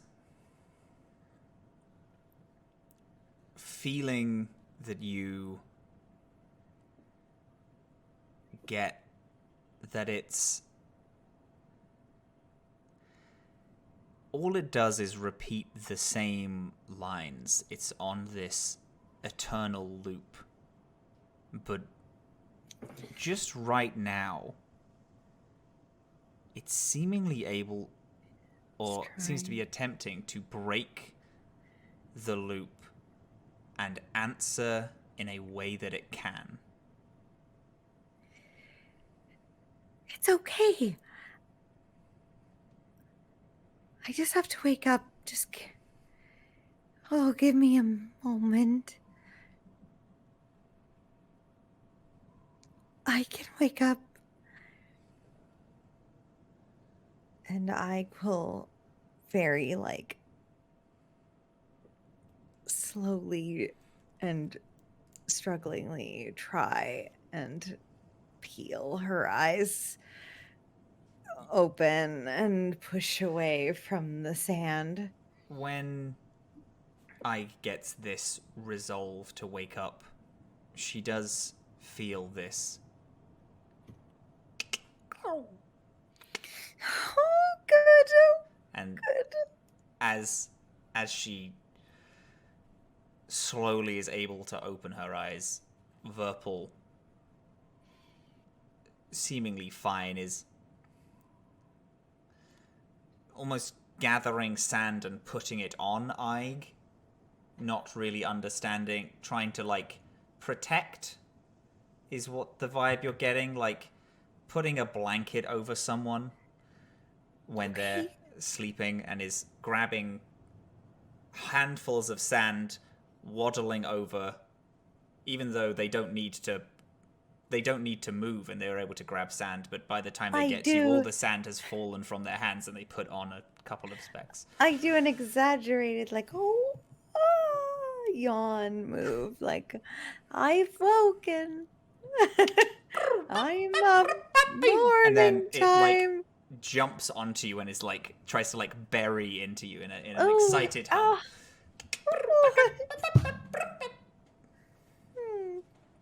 Oh, so good. Azhaam, you can fully hear Aig now. She has found herself in almost a ditch. The sand has piled all around. It's almost like she's fallen in a bit of a hole. Right, Skye, you go get Ike. Lift her out of that hole, and I'll find Scrap. All right, I found Keelin and Flare. Nope, Keelin's right here.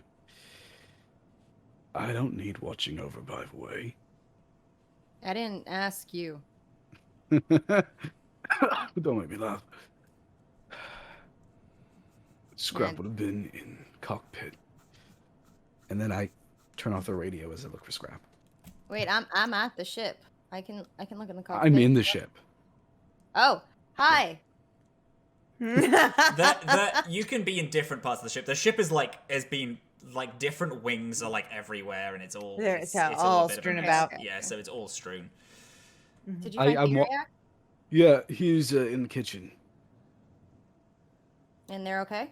They're in, well, no, they're not, but in better shape than I am, so. Okay. Everybody's gonna be okay? No one's dying today, Skye. Where's Scrap? I'm looking. You find Ike. Okay, can you let me know as soon as you find him? You got it. Thanks. Tell everyone who can walk to meet up near Rear Frosted. Well, actually, no, Theriac's in the kitchen. Tell them to meet in Carcass of the kitchen. Okay.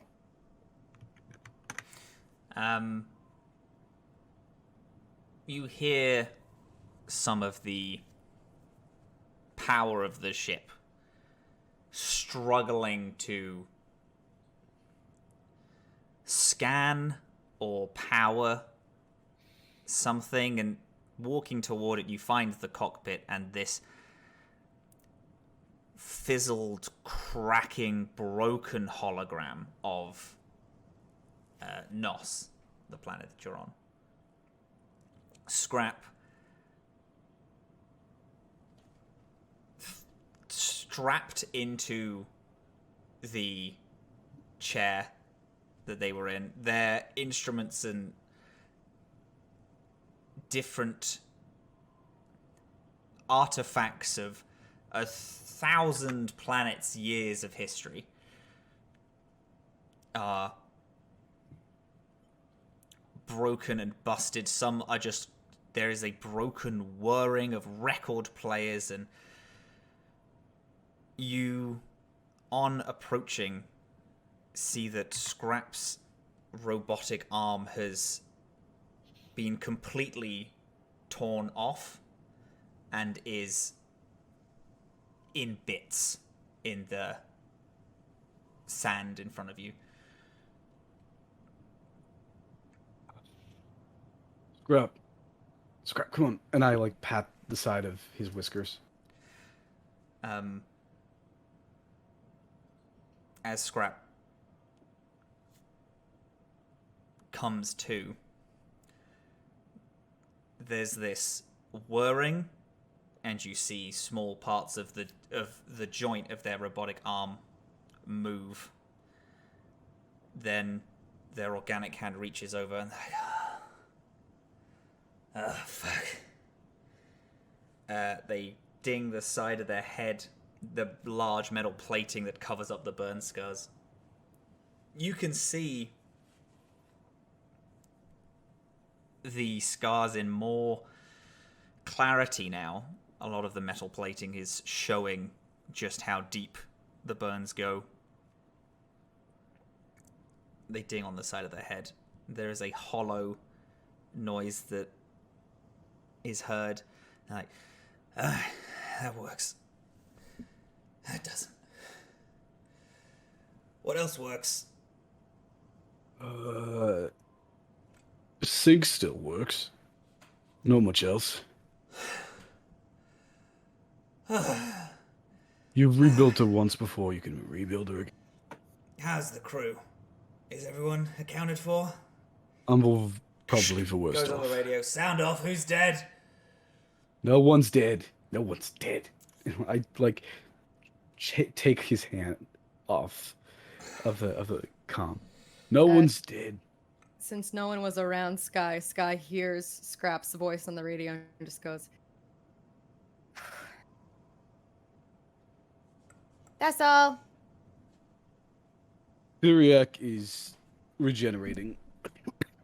I'm not great. Everyone else seems to be in various states of... Can you clarify? Is Scraps comm on? Does Scraps hear? yeah, everyone Does hears Ike this. hear Theriac is regenerating? No, not that. Okay. That wasn't through. Yeah. Okay, just wanted to know. Scrap undoes the buckle of the pilot's chair and awkwardly gets out. Ugh. Ah.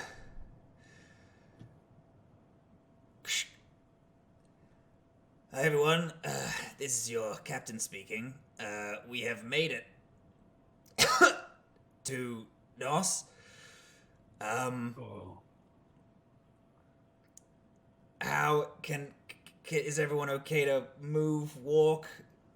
Can we meet? We're all who could walk are meeting in the kitchen. Where is the kitchen?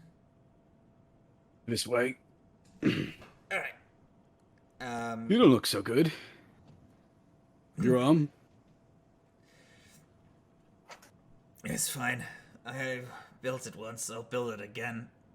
Yeah. Grabs what looks like their full arm, and as they pull it, it kind of turns into just parts. He pulls away just like a small pipe. Oh, for fuck's sake. Right. Kitchen's that way. I think I'm gonna lie down now. Yep. Okay. Everyone regathers.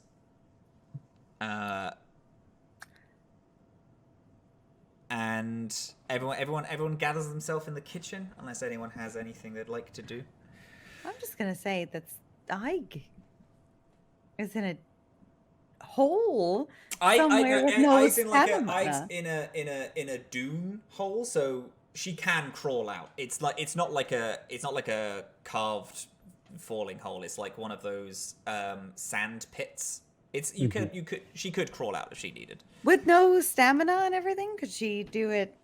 Well, I'll tell you Fine? what, as it takes it not everyone like immediately gets to the kitchen. It takes, in all honesty, about an hour, maybe an hour and a half for everyone to ready themselves. Everyone Flair's together? leg is like Okay. completely fucked. Keelin would like walk to Ige and be like, "Oh hey, you looking good? Do you want a hand?"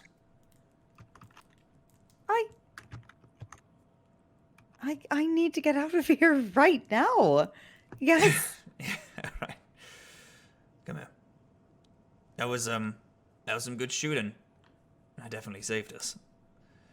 well, I don't know about that. We're All right, I'm trying to make the no, trying to put a light that's spin on it. You're that's alive. fine. I don't know you that well. No, I don't know you just- either. I think actually this is the first we've spoken. I don't really understand what's going on here, but I'm glad that there were more. Well, I'm glad you were here. Thank you. I am So, not. thank- If I'm being honest, I think That's I very really should fair. have listened to my hangover and not come on the ship today. But Well, hey ho. Hey ho. Let's go. We Okay, gotta now. get. Come on. Yeah, okay.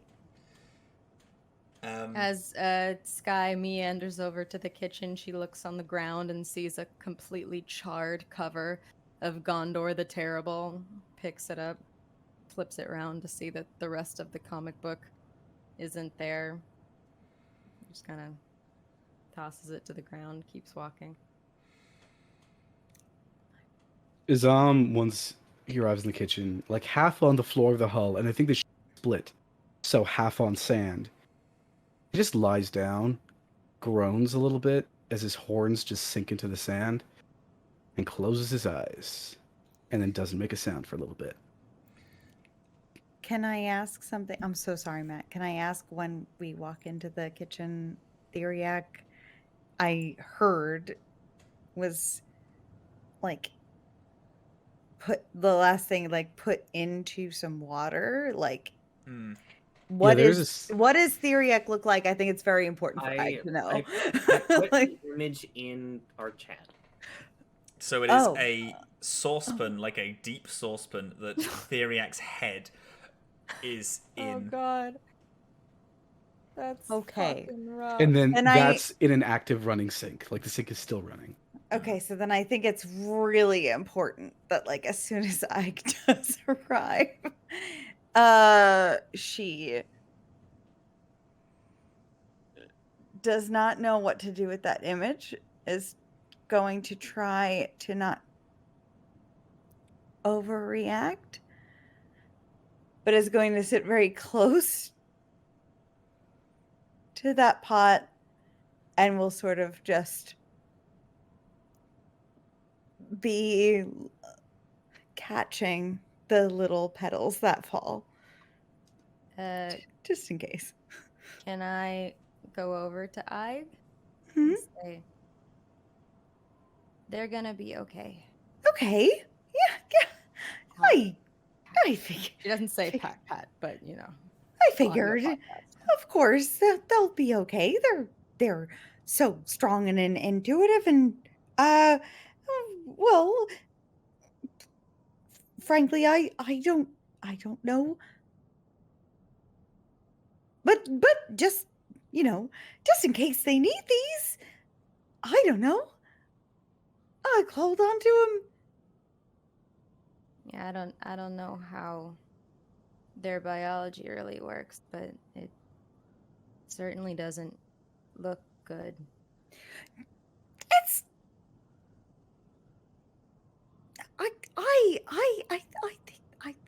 I think we're gonna be okay. Can I do a medicine check on Theriac? Sure. Yeah, sure. If that's okay with Andre, then sure. Give me a life science. This is Or more medicine. like a Or medicine. body Oh, to the interesting. plant. That's true. Interesting. I would say it might depend on what Skye's goal is. Mhm. I just If- want to make sure that they're gonna pull through and they're gonna be okay, and see if there's anything I can do to help. I got a 21. Andre, what do you believe? Do you think that's a life, or is that a medicine? I'm gonna say just to understand, like, if Theriac's gonna be okay. I'm gonna say that's life science. Okay, that's 21. Okay, so currently Theriac is placed in a pot with water. Theriac appears to be like breathing. Theriac doesn't breathe through their mouth, but the plant is like that comprises Theriac still has a stem, and although a lot of them are mangled, there's still a few like petals on top. You do notice that there's not as many roots connected to Theriac, and basically what Azhaam has done is just put Theriac in a vase, just to get water back to help, like re-energize to develop their body more. Theriac just has like a little bit of like the limbs left. Not even like the elbow joints are there. That was like crushed and left behind. Like Theriac is basically just a bulb now. No more, like very little root. Theriac appears to be like unconscious but still alive and breathing. It with a 21, you can tell this may take a little bit of time to like regenerate. But they are gonna be okay? They'll be okay. They just look a little fucked up. Is there anything I can do? Like Can I just put add? sugar in the water, like when you get a bouquet of flowers?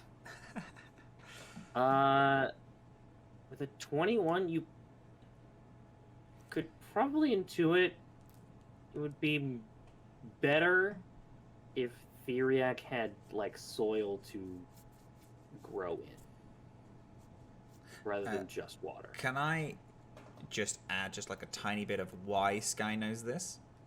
Because Theriac is not even from this galaxy. Raxalites are from so far away. Theriac traveled through a Bifrost ship to get here. So Skye's knowledge of this would be from when Theriac has been teaching her about life and these small science lessons that they've occasionally been having. Theriac almost didn't necessarily start with themselves, but through this has like explained to Skye how Raxalites and specifically Theriac's body operates. So this is how Skye knows this from previous lessons that they've had over the past few months. If not, of course, however, suggestion. That is correct. They're gonna be okay, Ike. Do you think there was any plants in Theriac's lab or something? I think some dirt might help.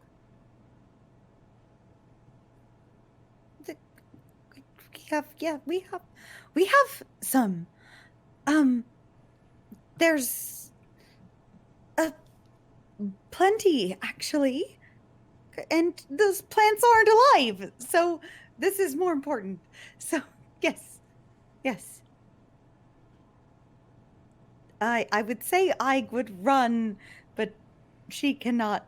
But Ig will stagger and get some of the potted plants that are able to be spared. bring them to Skye. I put Theriac in the pot. I can't imagine they'll be thrilled about that when they wake up, but this'll help them wake up. Kind of funny looking. Well, it's better than a cooking pot, which has implications. Yeah, This- sure.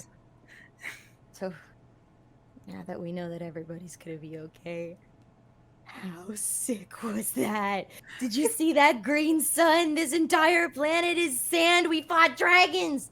We fought dragons. You We shot fought- one out of the sky. I shot 2 out of the sky. That's so sick. That was amazing. But also one got in the ship, and we're... Scrap, are you okay? Oh, hi, Scrap. Yeah, you see like just cresting like a sand duned hill. You see Azhaam first, with the horns, and then you see Scrap beaten. Some of the plating on their faces like just slightly pulled out, and they're missing their robotic arm. Limping very much, holding onto his arm. As soon as he sees you, he's like, "We did it! We did it! Good job, everyone. We fucking killed it. Well done." Okay, now that... Holy shit. Is Theriac okay? They will be. Okay. Bring your arm over here, and I'll try and find some parts. That's one thing I can fix. It is, like, completely fucked. I checked all my little bits. It's all over Scrap, the place. shut up. I need to try. I need to be doing something right now, or I'm gonna flip out. Alright, okay. Everyone... Is everyone... Okay, everyone's getting here. Flair, like, with some, with a makeshift, like, crutch, is, like walks over to you. Their boot that, but both of them can turn to, like, these, like, laser, like, roller skates, that, like, go on air so the sand doesn't bother them. They're, like, using one of them to help glide them down. He gives a little salute, and then as soon as he gets to everyone, they just fall to the ground. It's like, oh my god. Okay. Hello, everyone. Welcome to Nos. We need... First things first. We need to check supplies. Make sure we're fine. We need to check our food. We need to check our water.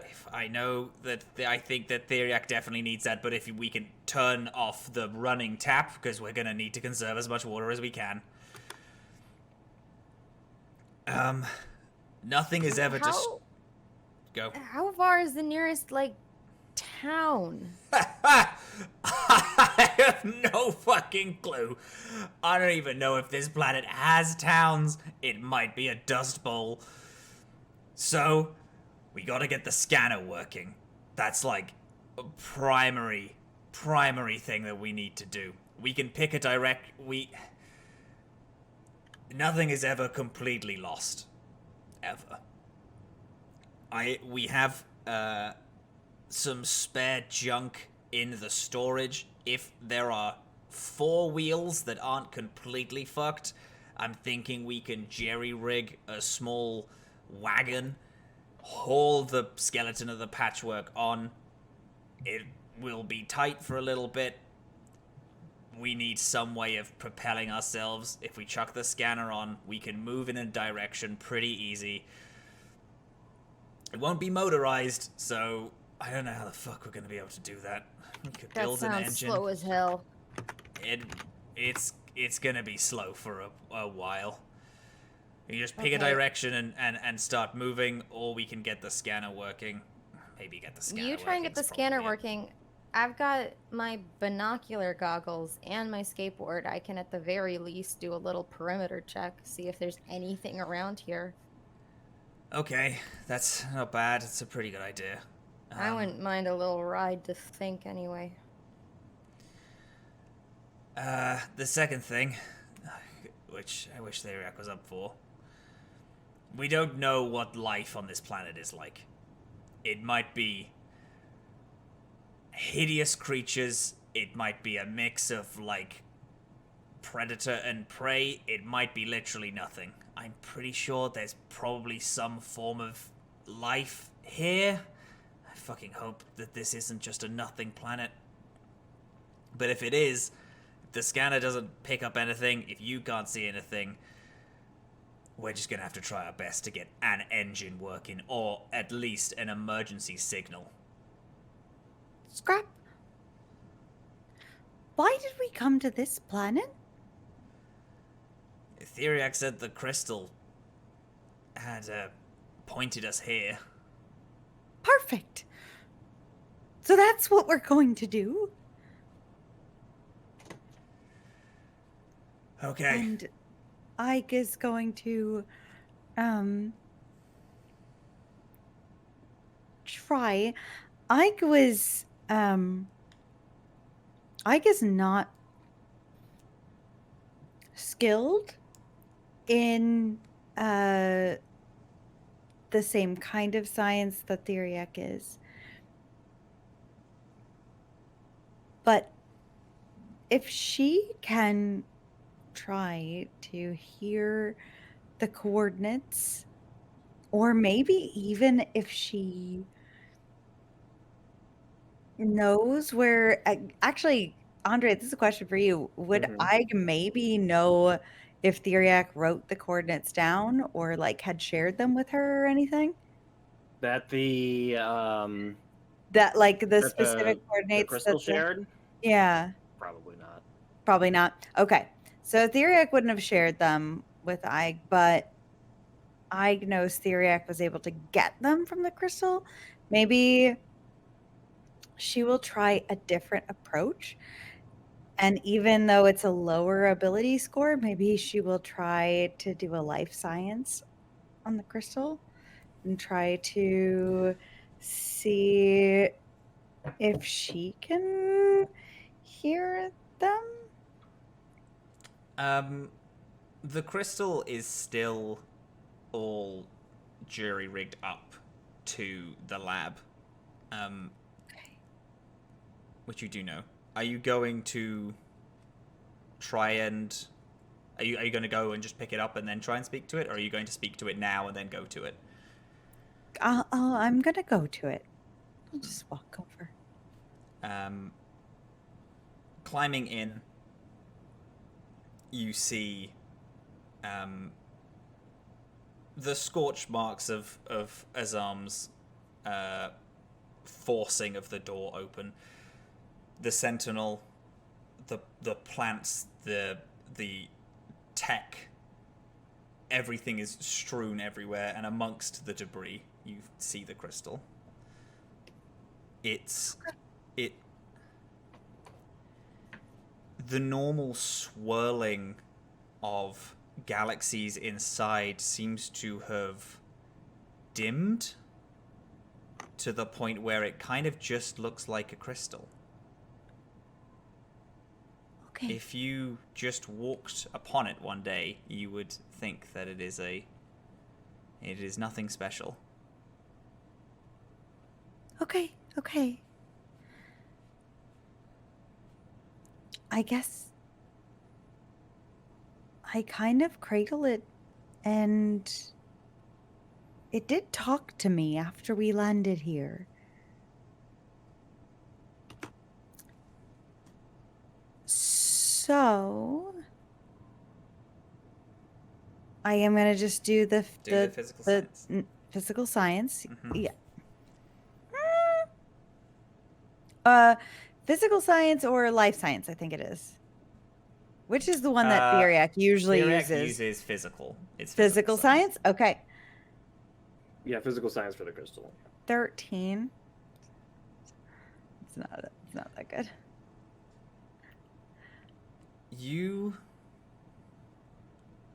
As you touch the crystal, it feels like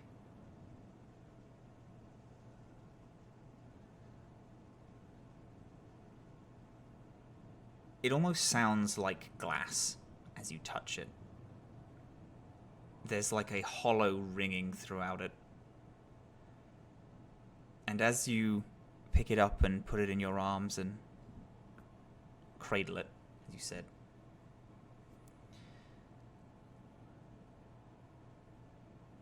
there is this small vibration. Unlike things that you've felt before, this is a real physical vibration coming from the crystal. It rumbles harder and faster until it almost leaps out of your hand and clatters onto the ground. You see these swirls reignite in the center of it. I am pulling. I am Doctor. It shakes the sand, begins to get pulled toward it, and it slowly starts to pick itself up, hovering slightly. There is this hum coming from it as it picks itself up from the ground and almost meets you at a height, floating purely on its own. The sunlight, as it comes through the door, hits the crystal, and bursting from it are all of these prismatic rainbows that are reflected throughout the broken lab. With the physical science roll, you are unable to understand why this is happening. That's okay. Know why it has picked itself up and why it is glowing in such a way. Okay. But you hear audibly, not in your mind, not in the essence of magic that you hold within itself, you hear from the hums and the vibrations that it's giving off. I am pulling. And everything flies toward it and gets stuck in midair. And then everything falls, and the crystal lightly flings its way towards you and into your arms. Yeah,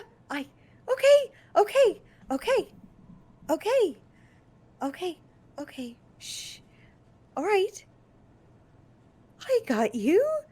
And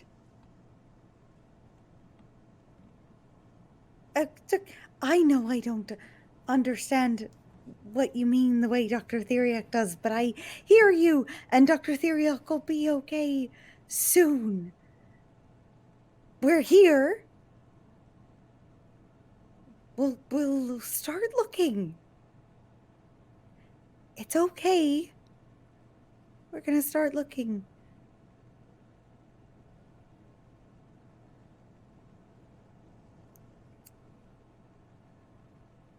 It quietens. The rumblings stop, and it seems just like it always has. Okay.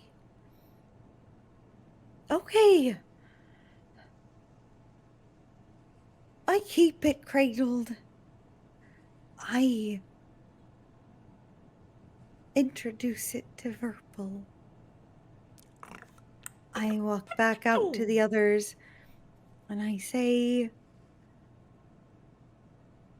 I may not know for certain, but I think that we're close enough. I don't know what we're looking for, but whatever it is, it's close. The next crystal, the next thing, the next part. It's certainly here. What makes you so certain of that?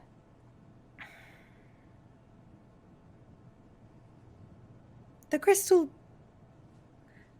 was stronger for a moment. Okay. And louder. Like, you know how I talk to computers and it's sort of like, oh, ha ha, a guy talks to computers. It's sort of like a little private thing, but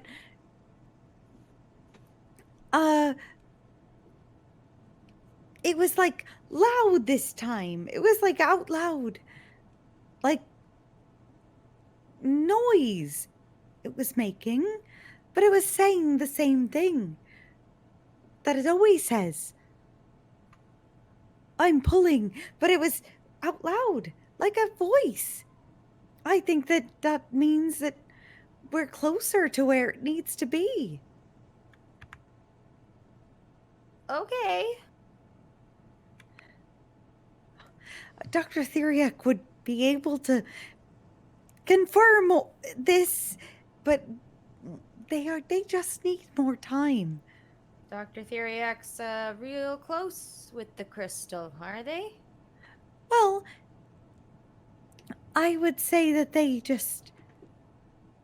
studied it a little differently. I mean, well, truthfully, I didn't study it at all. I don't know, talked to it. But Dr. Theriac did spend some time with it. I licked it at one point. You did very early on. I didn't realize it could like speak language. Well, truthfully, we don't know. I don't also know if it's the crystal or if it's something inside. There's sort of like, is it still visible? The sort of swirling. This, yeah, that's inside. Yeah, that's kind of always. That's been a always thing. there. Yeah. Yeah. It seems a little brighter, but is yes. Yeah. Wait. Do you remember when we were on the Heth ship and I was losing my marbles a little bit? Uh-huh. I totally blanked. They were asking a bunch about the crystal. Do you mean inside? Hold on. Yeah. Are you know, Keelin and yeah. Are Keelin and yeah. Yeah. What did they ask? It's all a little, blurry, but they just said, tell me about the crystal. I think they wanted to find more of them. Well, I didn't realize what was going on. I definitely told them that we found that one by accident, so they do know that we have it. I didn't realize it was important at the time. A lot was going on. I was reliving one of the weirdest days of my life. Huh. But you didn't tell them anything else. You didn't tell them what it does or anything. So I didn't even really know what it did. I didn't even realize it was important. Didn't you also like destroy the ship? We did. Yeah, we did do that. Probably not going to be able to know. Right. Well, except didn't the news say that one person made it out alive? But maybe they were like the janitor or something. Maybe we didn't even cross their path. Okay. Well, we certainly destroyed the computer. That I remember. That the record, the cameras, that was all destroyed. I remember that part. And Skye, you didn't know anything that could have been remotely. We barely know.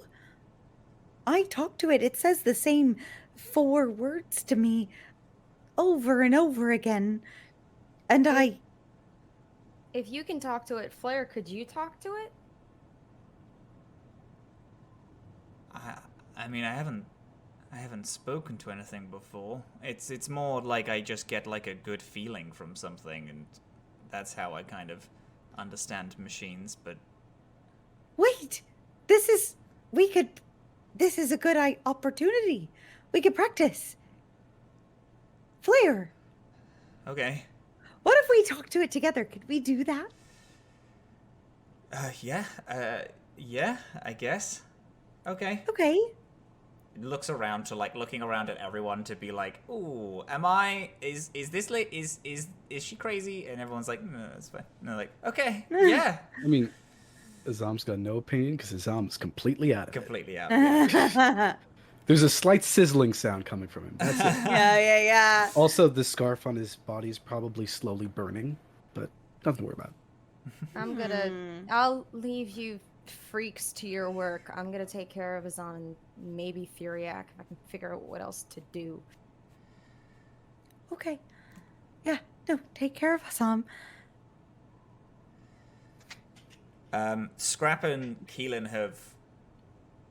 Scrap, you can see, is mapping, almost mapping out a flat zone, and Keelin is searching through storage and attempting to haul things and keeping some form of making a list of the things that they have. So they're off a little bit. Okay. Flair stands. Okay, you can so sit down. Thank God. Thank you. No, it's okay. Thank you, I All appreciate right. that. So I don't know, Flair. I've never met anyone else who could kind of do this. Skye told me you could. I can only a little bit. I can't even I can't do it well. Well, that's okay. That's okay. You can do it a little bit, and that's still impressive. That's still Okay. remarkable. I wouldn't know what to do elsewise. Let's just. All I want to do, I've talked to it before. I'll start. Just listen. While I do, listen with me. Do you think you can do that? Yeah. Okay. Okay. All right. And I, again to the crystal, just one more time. Can you tell me one more time where exactly we need to go? Can you roll me a physical science, please? Okay.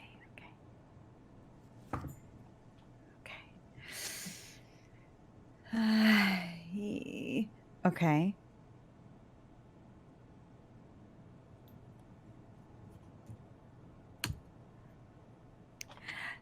A 16.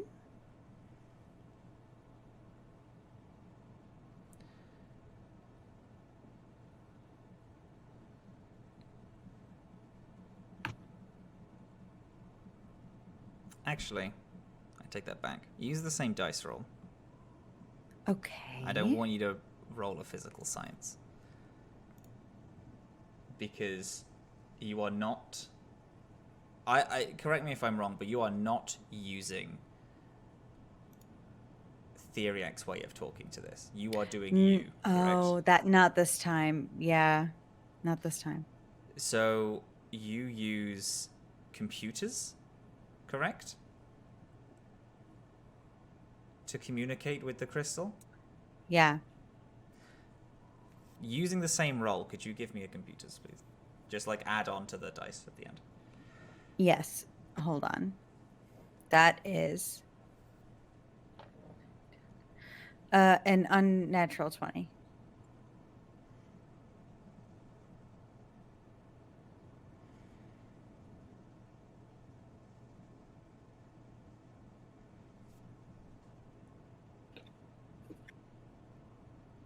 Whilst you've been here,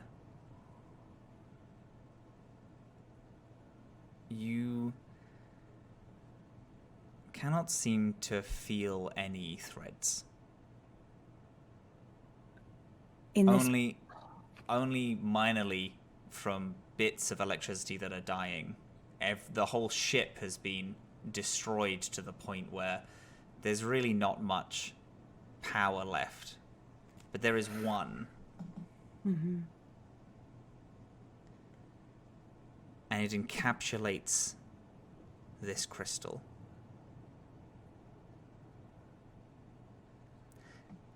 It's thick. As you speak to it, you can almost feel as if Verpal is also looking at this thread. This only thing for miles and miles. Mm-hmm.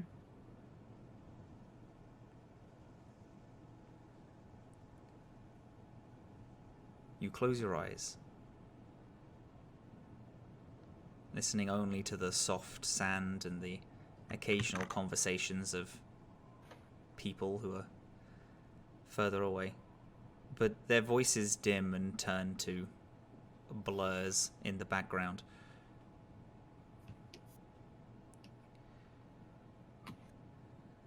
As you focus,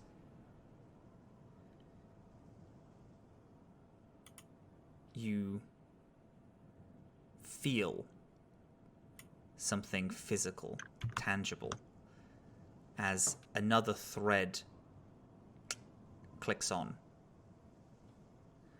And then another one. An old TV. Ynet activates. The crystal vibrates and rumbles. It gets heavy. It gets so heavy that you have to drop it. The sand, it falls in. It starts getting pulled almost in this twister. Another TV turns on. The navigation deck starts working again. A light that's not connected to anything switches as the crystal begins to shake and rumble. It rumbles the sand off of itself and then slowly starts floating again. Whoa. Everyone hears, I am pulling. The shifter is near. And I am pulling. He is pulling. a pulse, almost like a force field, bursts out from it. Everything, lights, small devices, anything, all starts turning on. There is static on the TV. There is the wind-up of Ynet starting. This crystal floats, and everything seems to be turning on. Your phones are all buzzing. Even if they are broken, the calls don't connect to anything. They are just vibrating in excitement of this thing rising up. The scanner flicks on, and as everything builds and builds, bulbs start breaking and smashing. The TV starts cracking with the amount of energy that is being poured into it. The gun randomly fires off into the distance. There is a pulse of energy, a huge beam of light like a beacon that shoots into the air. I will pull. You will pull. The scanner shows a city. It manifests like a 3D print. It shows coordinates miles away from you, almost continents away, but you see it, and it is here on this planet. A secluded dome. A pulse of energy rips out again, and everything starts shutting off. The crystal falls to the ground. Everyone has this tingle in them as this pulse goes through them. Ugh. And everyone is going to gain an ability. What? What? They gain what is called a crystal ability. Everyone gets the ability pooled once a day. You can pull something 120 foot toward you. We can Mjolnir this shit?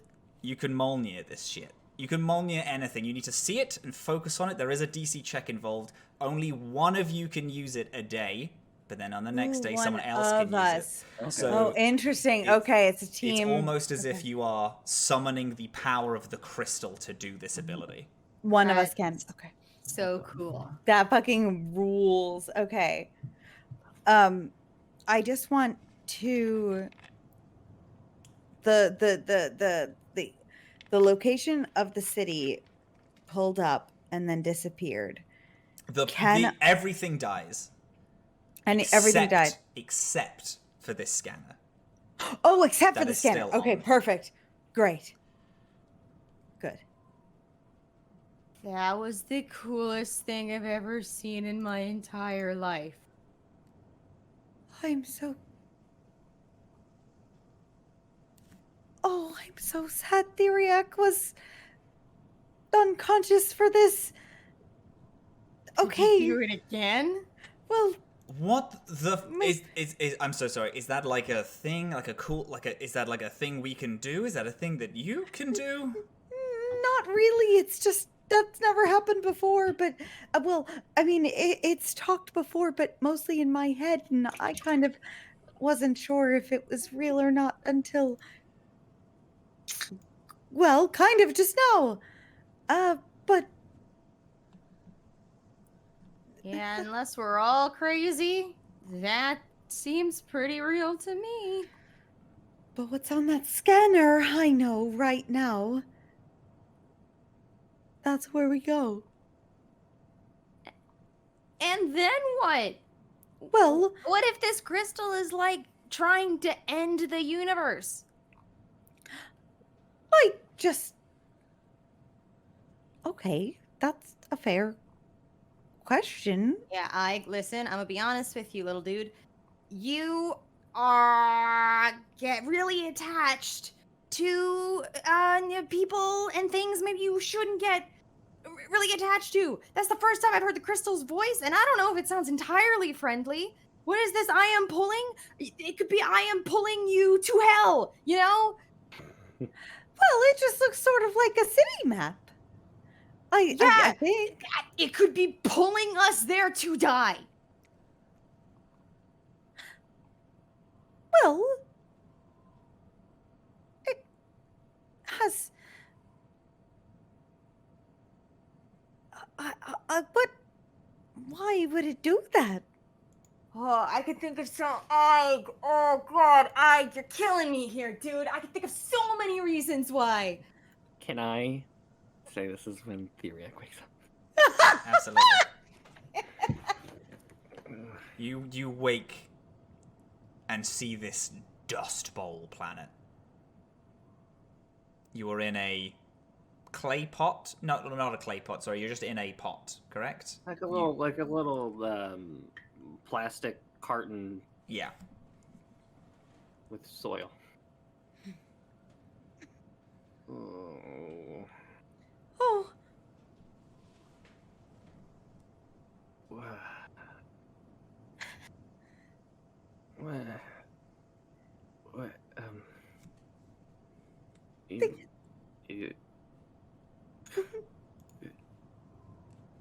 Morning. hi. Dr. Theriac.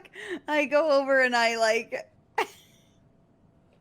You get a hug. No, I just sort of like on the counter that they're on, like just sort of get on, bulb level.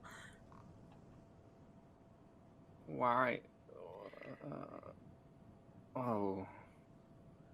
Do you remember what happened? I put the crystal in the computer system and I sort of blacked out. Oh. You put the crystal in the computer system, into the our computer system? Oh. You put the devil's crystal into the patchwork? Which devil?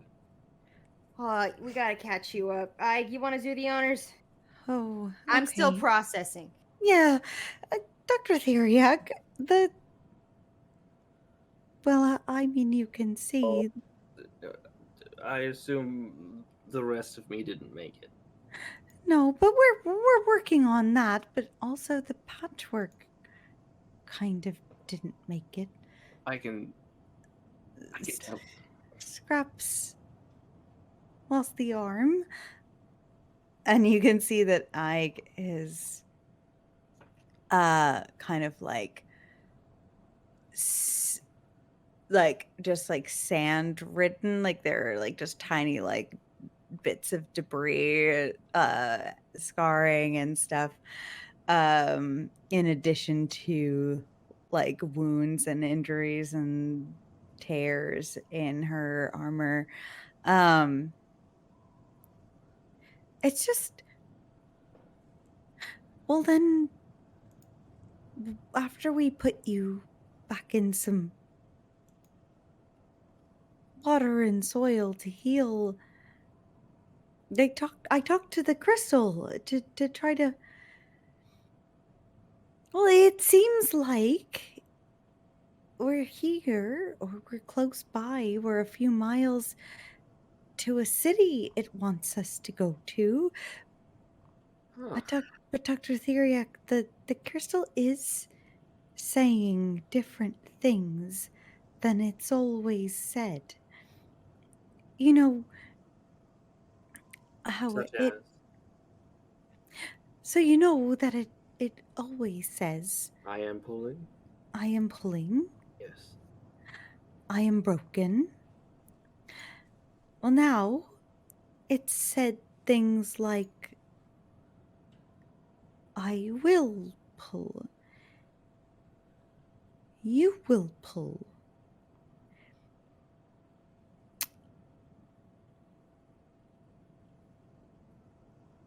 I don't know. And I don't want you to exert yourself. I just thought you should know everything.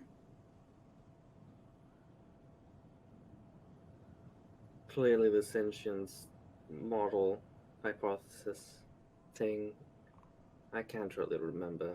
I'm just arms. Holds more water. Right. Mhm. Well, I agree. I believe we should do that. I do too. I just.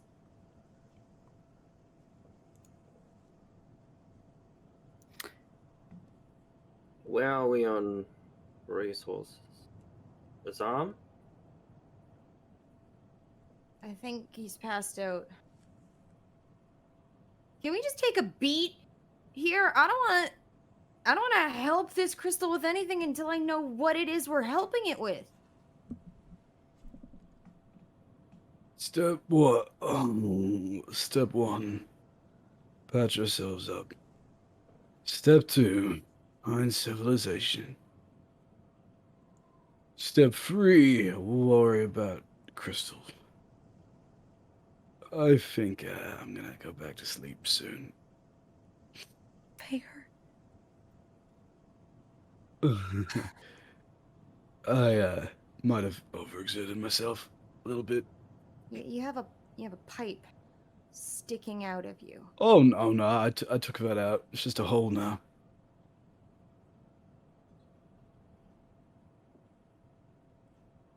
Could you move me over there? Well, of course. No. I'm gonna find some form of first aid we have anywhere for Azhaam. Maybe Step 3 should be getting a med bot because it seems to happen a lot, doesn't it? I am the medbot. And Well, you're a medbot in a pot right now. That doesn't help us. I carry Theriac over to their med kit Can I perform another suggestion? 100%. Wait, can we can. do? Wait. Hold on, Theriac. Mm. Can we please do City Girl 'cause the like sort of the sitcom-esque where the doctor has to walk the non-doctor through the procedure because they don't have access to their equipment. You will still get to be able to roll, Andre. It's your role. It's just Theriac dictating to Aig what to do at what time. I've spent a good amount of time sleeping on the floor. Can I spend a resolve point and do a short rest to get my stamina back? Yes, you can have a short rest. The I'm sun at 1 resolve point now. is dipping behind the dunes, beginning to dip behind the dunes. What's beginning to dip behind the The dunes? sun. Oh. And it being incredibly hot is slowly middling out, and you all understand that soon it's going to be desert cold. Freezing. Absolutely freezing. Actually, I think Azhaam straight up says that because Yeah. he's been to places like this. Yeah. Sun's heat is very powerful here, which means it doesn't get filtered much, which means the moment it's going to be freezing. Everyone get thermal blanket. Wait, Well- desert get cold? Very cold. It's because there's not a lot of vegetation to withhold the heat. Okay, we need to get everybody healthy then, Doctor. No, it's I'm gonna dig through the debris and throw in things over, and I find a stack of comic books, and I say, I'm gonna start a fire, I guess. Then You find a stack of comic books on a broken, shattered pinball table. Scrap. Yes? No. There's something else. There's something else we can make a fire with, other than that. no, it's okay. I know you think it's okay right now, but that's not okay, actually. You guys are more important than comic books. And honestly, it's fine. I'm on a journey of self-discovery. This just means that I can figure out what I like next. I've read all these anyway. Hey, what do you call me over here? What's going on? Scrap, what can we burn for a fire? I mean, you could burn me. That's pretty funny. Wait, hold on. Let's think of this later. We've just come out of orbit. Our engines are still hot enough to keep us for tonight if we can sleep under the thrusters, or whatever the fuck is left of them. Okay. We still have fuel. We have fuel. And Good. yeah, we can use the heat of the engines today. I don't know Keep the how comic long books. it's gonna take us, but for now we can, yeah. We still got me too. And get to the engines and I can heat them up even more. Give me a second to just get up. Speaking of, Dr. Theriac. Who is performing the operation? I mean, it can't be that much different than machinery, right? I've fixed Scrap's arms a bunch. I trust you. You were smart enough to put me back together, sort of. Yeah, that makes one of us. Alright. All right, Doc, walk me through it. I want you to know. Theriac has a +12. They only rolled a 16. So they're not quite ready, but it's still 16. Let me double check. Something. Skye, if you have at least 2 skill checks in medicine, you can add a D4 to this roll. If Two you have, skill checks. yeah, so It's a +3. Is that what that means? no, so you know the skill ranks that you've been putting in to your thing? Oh no, you didn't. I looked at Mo's. Sorry to break the immersion of the RP. I looked at Mo's character sheet the other day. She hasn't been adding skill ranks at all ever since level 1. Oh, Yeah, so Skye's about to get really whip smart at a lot of things really quick. I mean, that works apologize. narratively, right? narratively, that's perfect. Yeah. But What do I do? so that's a 16. There was a 16 to the medicine. That was a 16 for medicine, which is garbage. It's fine. It's enough. It's enough to. Garbage for Theriac. Yeah. I think that allows me to get 1 hit point per my level, and if we exceeded the DC, which is based upon the medical equipment used, we can add Theriac over here can add their intelligence modifier to the amount healed. The DC is 15. Okay, so that's So 5 hit points. That's good. yes, and I have a +4 to intelligence. Yeah, but you didn't get. You would have had to get a 20. Yeah.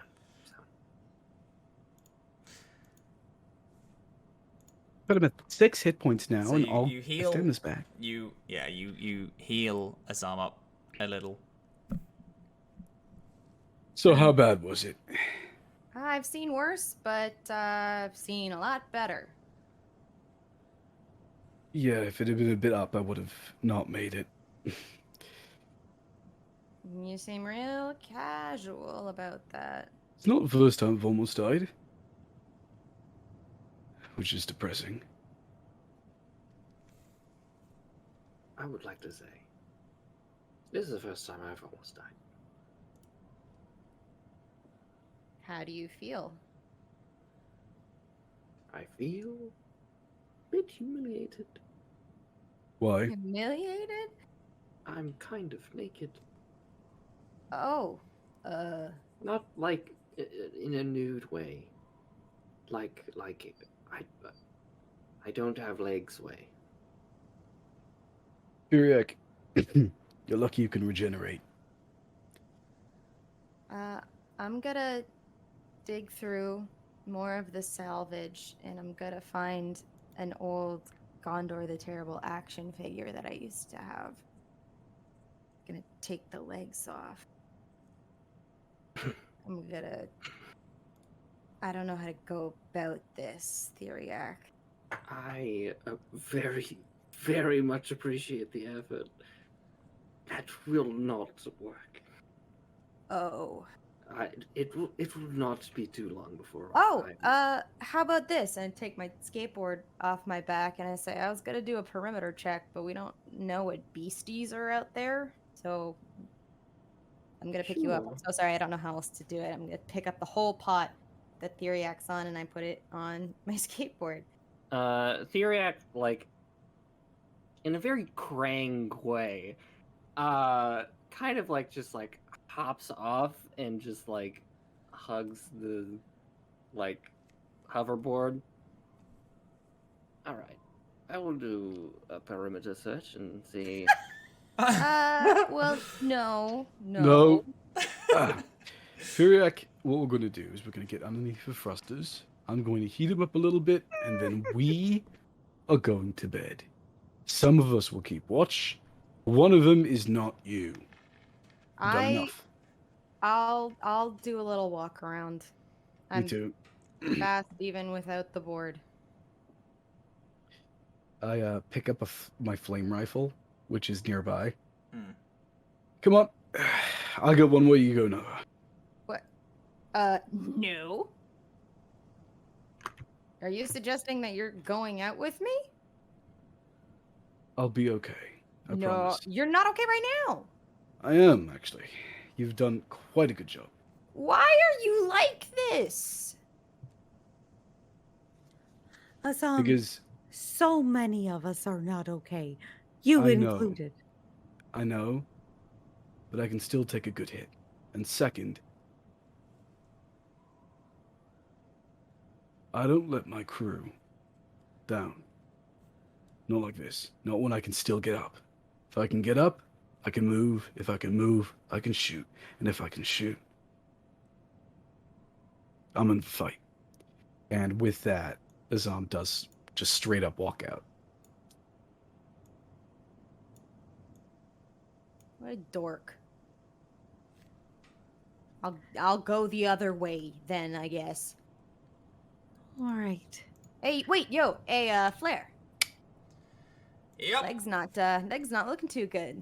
No, it's not. Is it? I You're can't not gonna get much fly. use out of those roller skates, then, are you? No, neither are you. You know that roller skating and skateboarding are two completely different crafts. Oh, are they? Oh, I thought everything with wheels was exactly the same.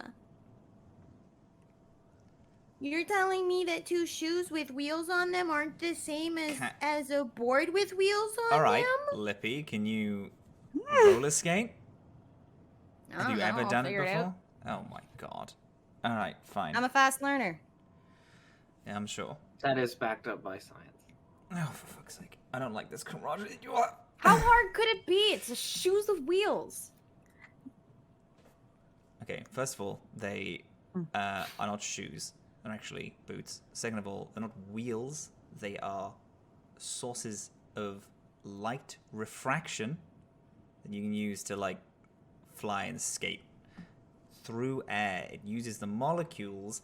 Oh, jeez, sorry, I In- fell asleep for a second because this conversation is so Is it because you're not boring. smart enough Give to me keep the up? boots. Yeah, I didn't think so. Fine, you can wear the fucking boots. You can take. Listen, you gotta help I'm me. doing so a perimeter sorry. check to we're keep having a- your ass from getting eaten by sandworms. You gotta help me with the second one. My leg is so fucked. Can you please No, just I like... don't. I don't gotta do anything except pay taxes and die. Well, you're Skye, trying do real you hard pay with that second one. taxes? Your legs are broken, not your arms. Oh my god. Undoes it. Undoes the boot. They like have to stretch overly far to not bend their leg. And they whip the other boot off. There you go. Put them on. Uh, on skate. can you give me a do? Athletics. Acrobatics. Sure. Athletics or acrobatics, sure.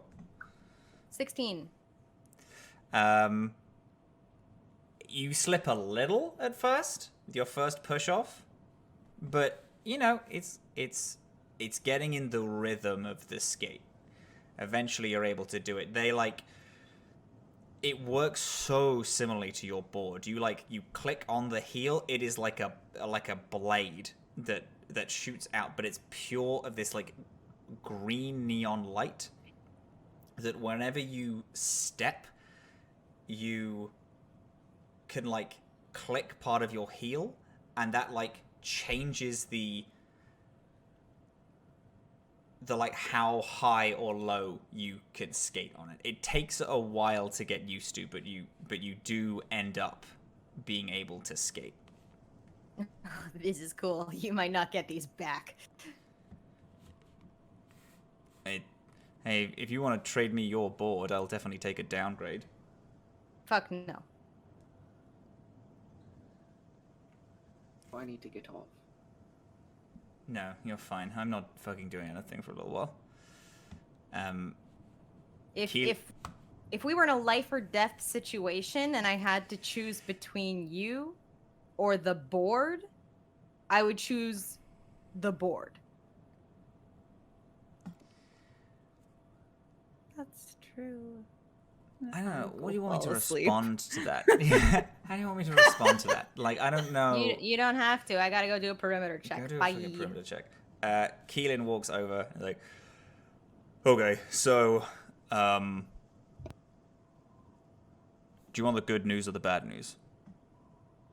You talking to me? What? The group. He walks over to the group. You can go do a perimeter check if you want, but he's I'm not going when I hear that. No. Beginning with, I think genuinely Ike has passed out. I believe the worst news would be more important to learn. impact of coming in to the planet has meant that our food supply has depleted by about 90%. We have about 4 days worth of food. On the good news, all of the freeze-dry packs, all of the fresh meat that we had vacuum sealed, all of that, which has been wasted, needs to be cooked now, because it's going to spoil tomorrow. So Right. we're gonna be eating like kings today. Scrap is already working on getting a small thruster flame working so we can actually cook and eat, and we're going to be able to sleep under there tonight. But over the next few days, we have very little food.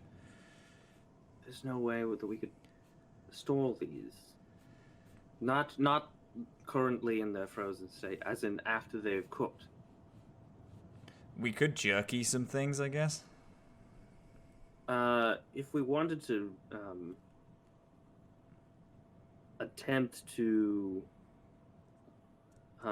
maintain our remaining stores in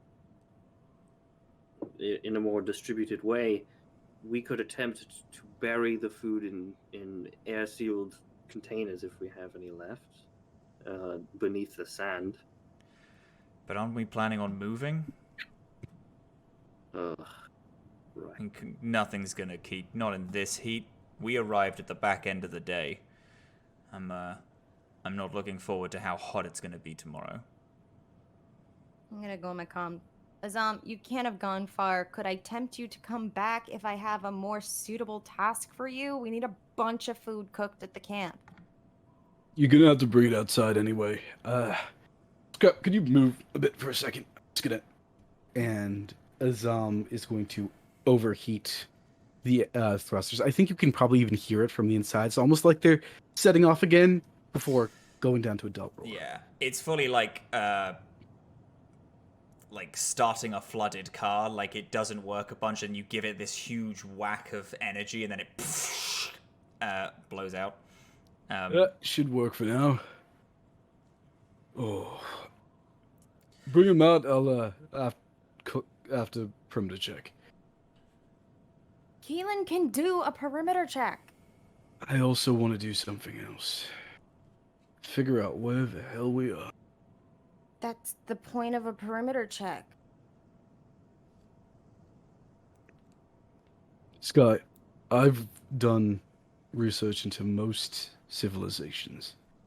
I've known other cultures before even meeting him. And I managed to save a map of his planet the moment I knew we would. Phone to work, I can probably figure out where we are if I can judge. I know what I'm doing. Please trust me. I don't doubt that you know what you're doing, but you know what you're doing with a giant hole in your stomach, Azhaam. Well, I have a patched up hole in my stomach now. Patched up hole in my stomach. Skye, no one likes the situation. Me least of all. I'm in a lot of pain. And I'm I know, trying but you're not not to cry. making it any easier for yourself. I know. But I'm also Why? stupid.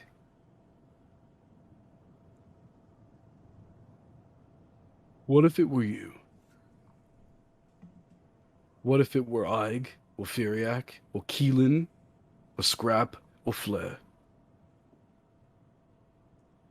You want to think about it? Because I don't. I don't know what I'd do. I'm not good with hypothetical situations. And I hope and pray that you'll never have to figure it out. Let me do what I'm doing. I've survived this long for a reason. Okay, well, what if it was me? Would you let me do a perimeter check? I never said I wasn't a hypocrite. And with that, I click it off. Oh, She got you there, though, bud. Yeah. she got you on that one. I'm gonna say Theriac is still on the board. Yeah. Mm-hmm.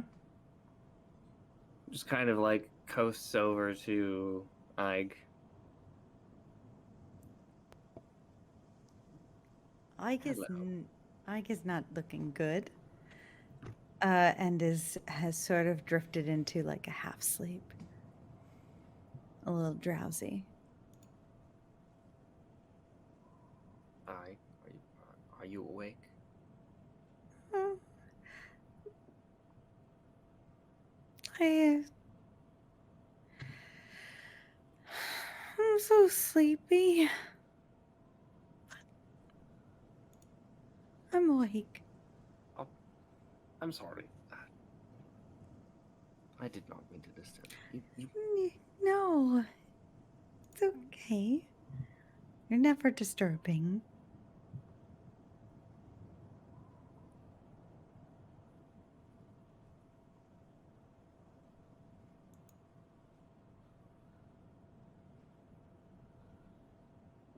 I know you're not physically okay. How are you mentally?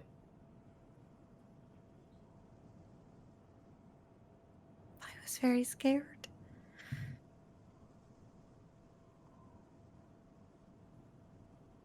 And truthfully, I never doubted the crystal before Skye brought up the possibility, but Why do you doubt? well, if I'm honest, I don't know that I do. But I'm wondering if that's wrong. Skye, when I first heard the crystal, I was fascinated and curious, and I care about it, and I believe that it's alive, and that I want it to get what it needs. But Well, when Skye heard it, she was worried and scared, and well, I'm not always right about everything. I still feel like my instinct might be correct, but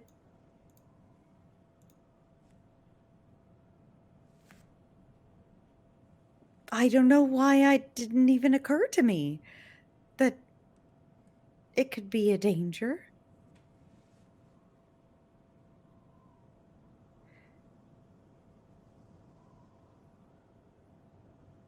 And now we've brought other people with us. So I guess I still believe the crystal. I still believe that it's alive. But maybe we just need to keep that possibility in our minds. Just in case. For the sake of everyone else.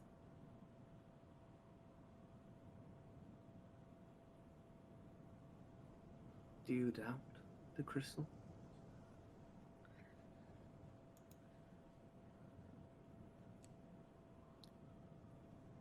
No, I just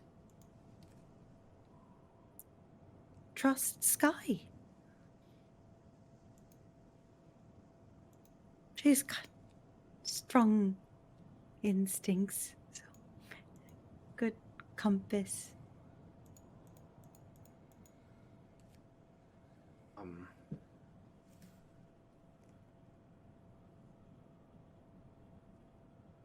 Science requires a sort of faith.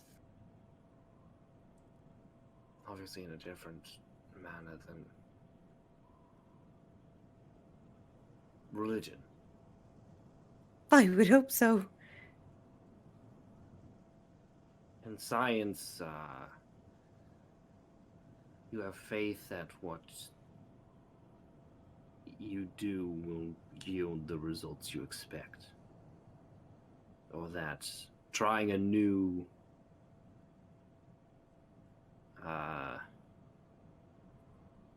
trying to produce a new reaction might engender a unique response. Mhm. It's not a matter of believing you are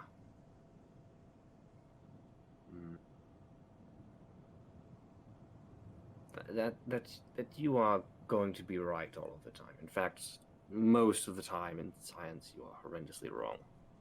Mm-hmm. It's the nature of the beast.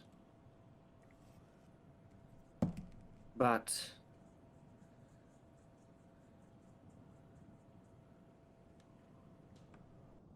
I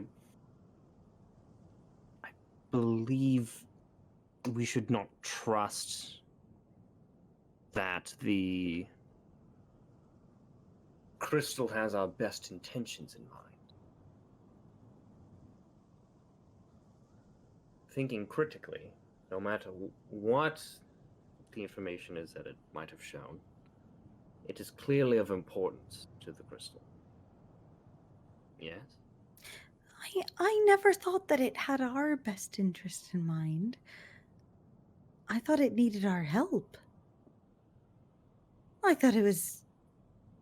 I still think that it's a creature in need. And it wishes to disclose to us this location. Yes? Right.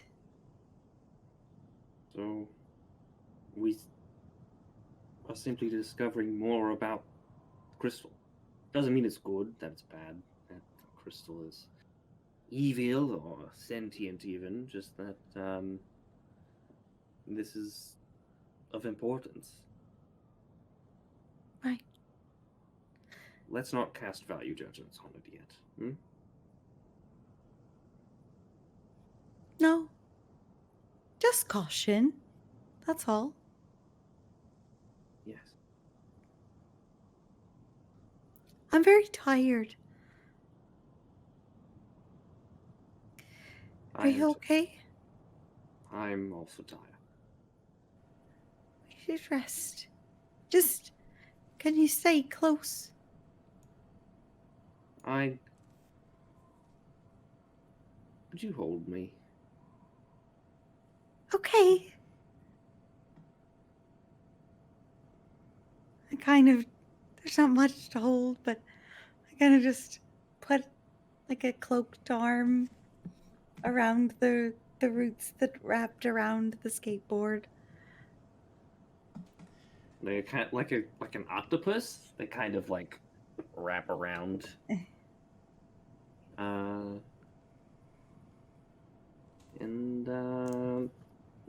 You got Theriac. Dylan the human hates this. Octopi are horrific. Ike is very happy though. And unless Skye, Azhaam, you have anything you want to do? Yes, Oh. there is something I want to do. I try to brush up on this planet and its culture beforehand. I kind of want to know in what general direction society may be using my cultural knowledge. And a map I downloaded to my phone.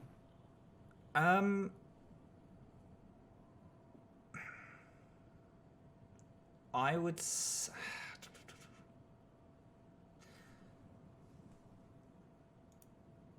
being in the desert, or rather, like, having an in-depth knowledge of the Sahara doesn't necessarily mean you know how to get out of the desert.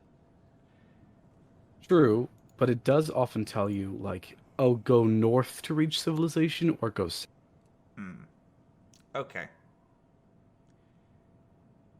Sure. Make me Also, a like, give hopefully the idea of, like, Are there murderous war bands just roaming Yeah, the area? that is a different thing. That is something that you will learn about with the culture, yes. I got a nat 20, so that makes it a 27. That's very good. That makes up for the nat 1 earlier. Nos used to be a rich planet. Its mountains had filled with gems.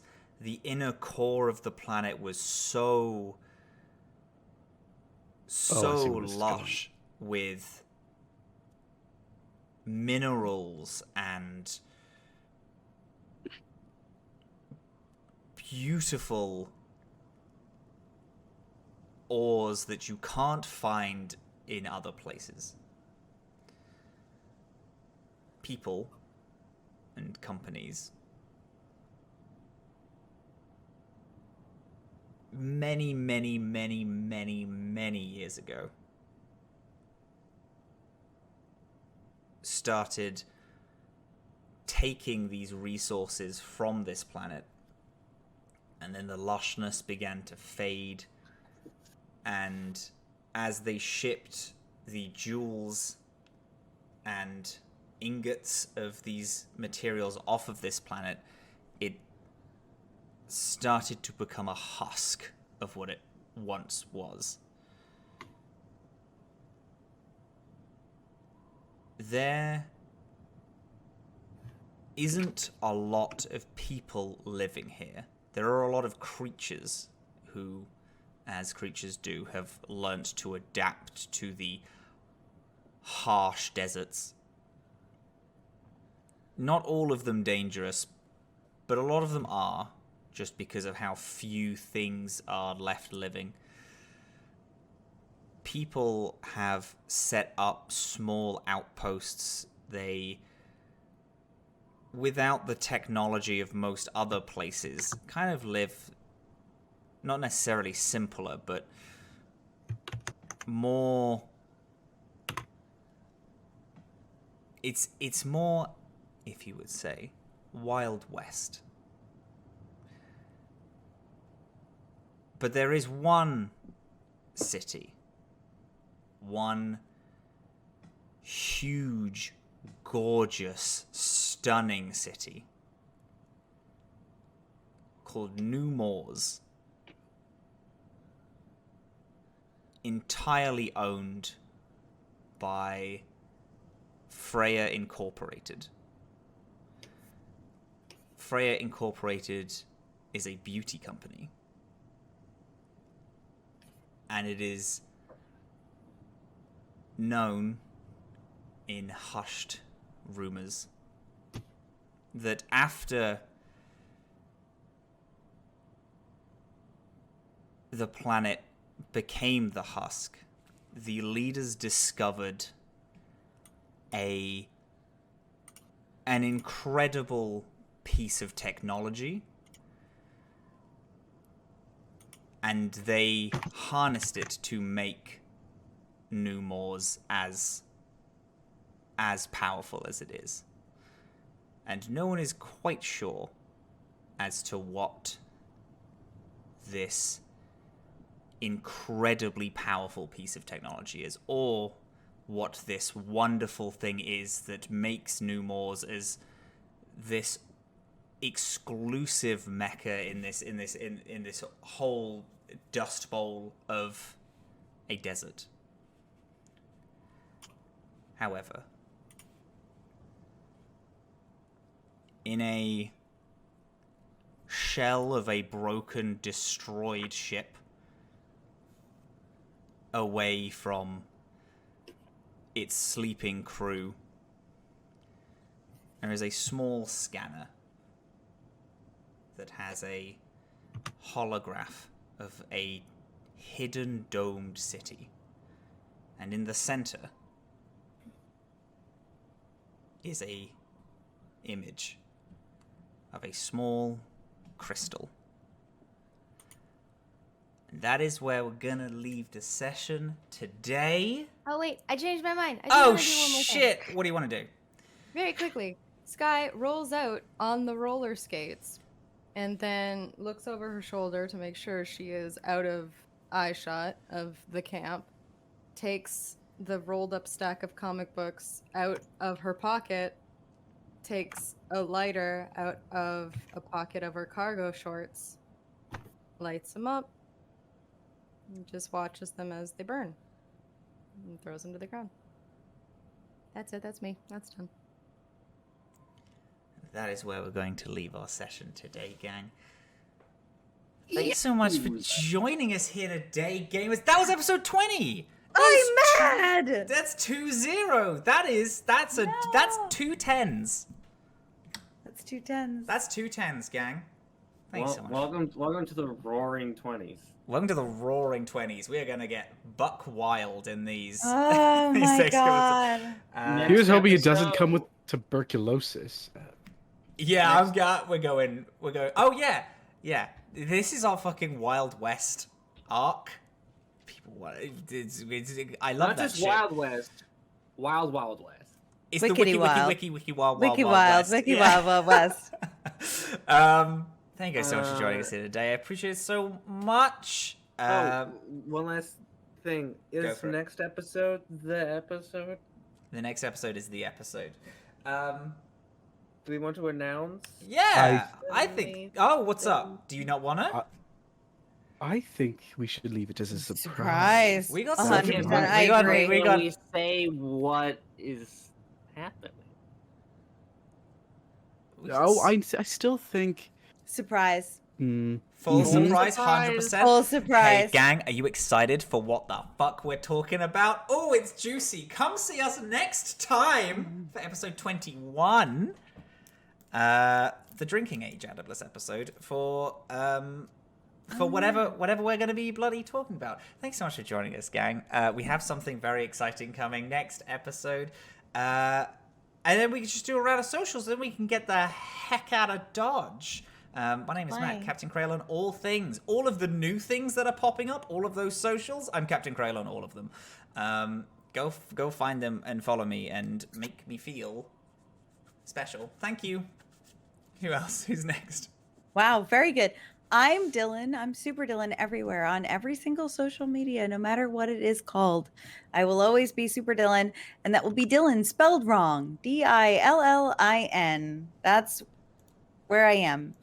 I make games and I play them, and that's where you should go. Hello, my There name you is go. Nordine Ali Kadir. My pronouns are he, him, and you can catch me everywhere, including those new social medias, as Werewolf Feels, including on my own Twitch channel, which I promise to return to at some point. I'm a TTRPG cultural consultant, sensitivity consultant, designer, writer. Hey, people, I need to take a nap. But if you want more information about that, just find me on, because Lord knows I talk. Who's next? Okay, it's me, Andre. Hi. You can find me at Andre Ver Art on the streets. You can also find me at my website, andrevera.art. You can see my portfolio. You can see the actual place I'm in. And you can email me too from the website Love that. Beautiful. for commissions and bookings for RPGs if you are so inclined. Momo O'Brien. Me? Yeah. Hello, I am Momo O'Brien. I make content about immersive experiences, and you can find me everywhere at Momo_O'Brien. Thank you, gang, so much for being here. We are. If you're like, oh, I'd love to listen to this or catch up on the story or whatever, go listen to the podcast. It's on your all favorite podcast mediums. Thank you, beautiful, wonderful people. And the next time we fly through the Atomless Sea, I hope you are there to fly with us. We ambulate through these here. I am I force everyone to do it.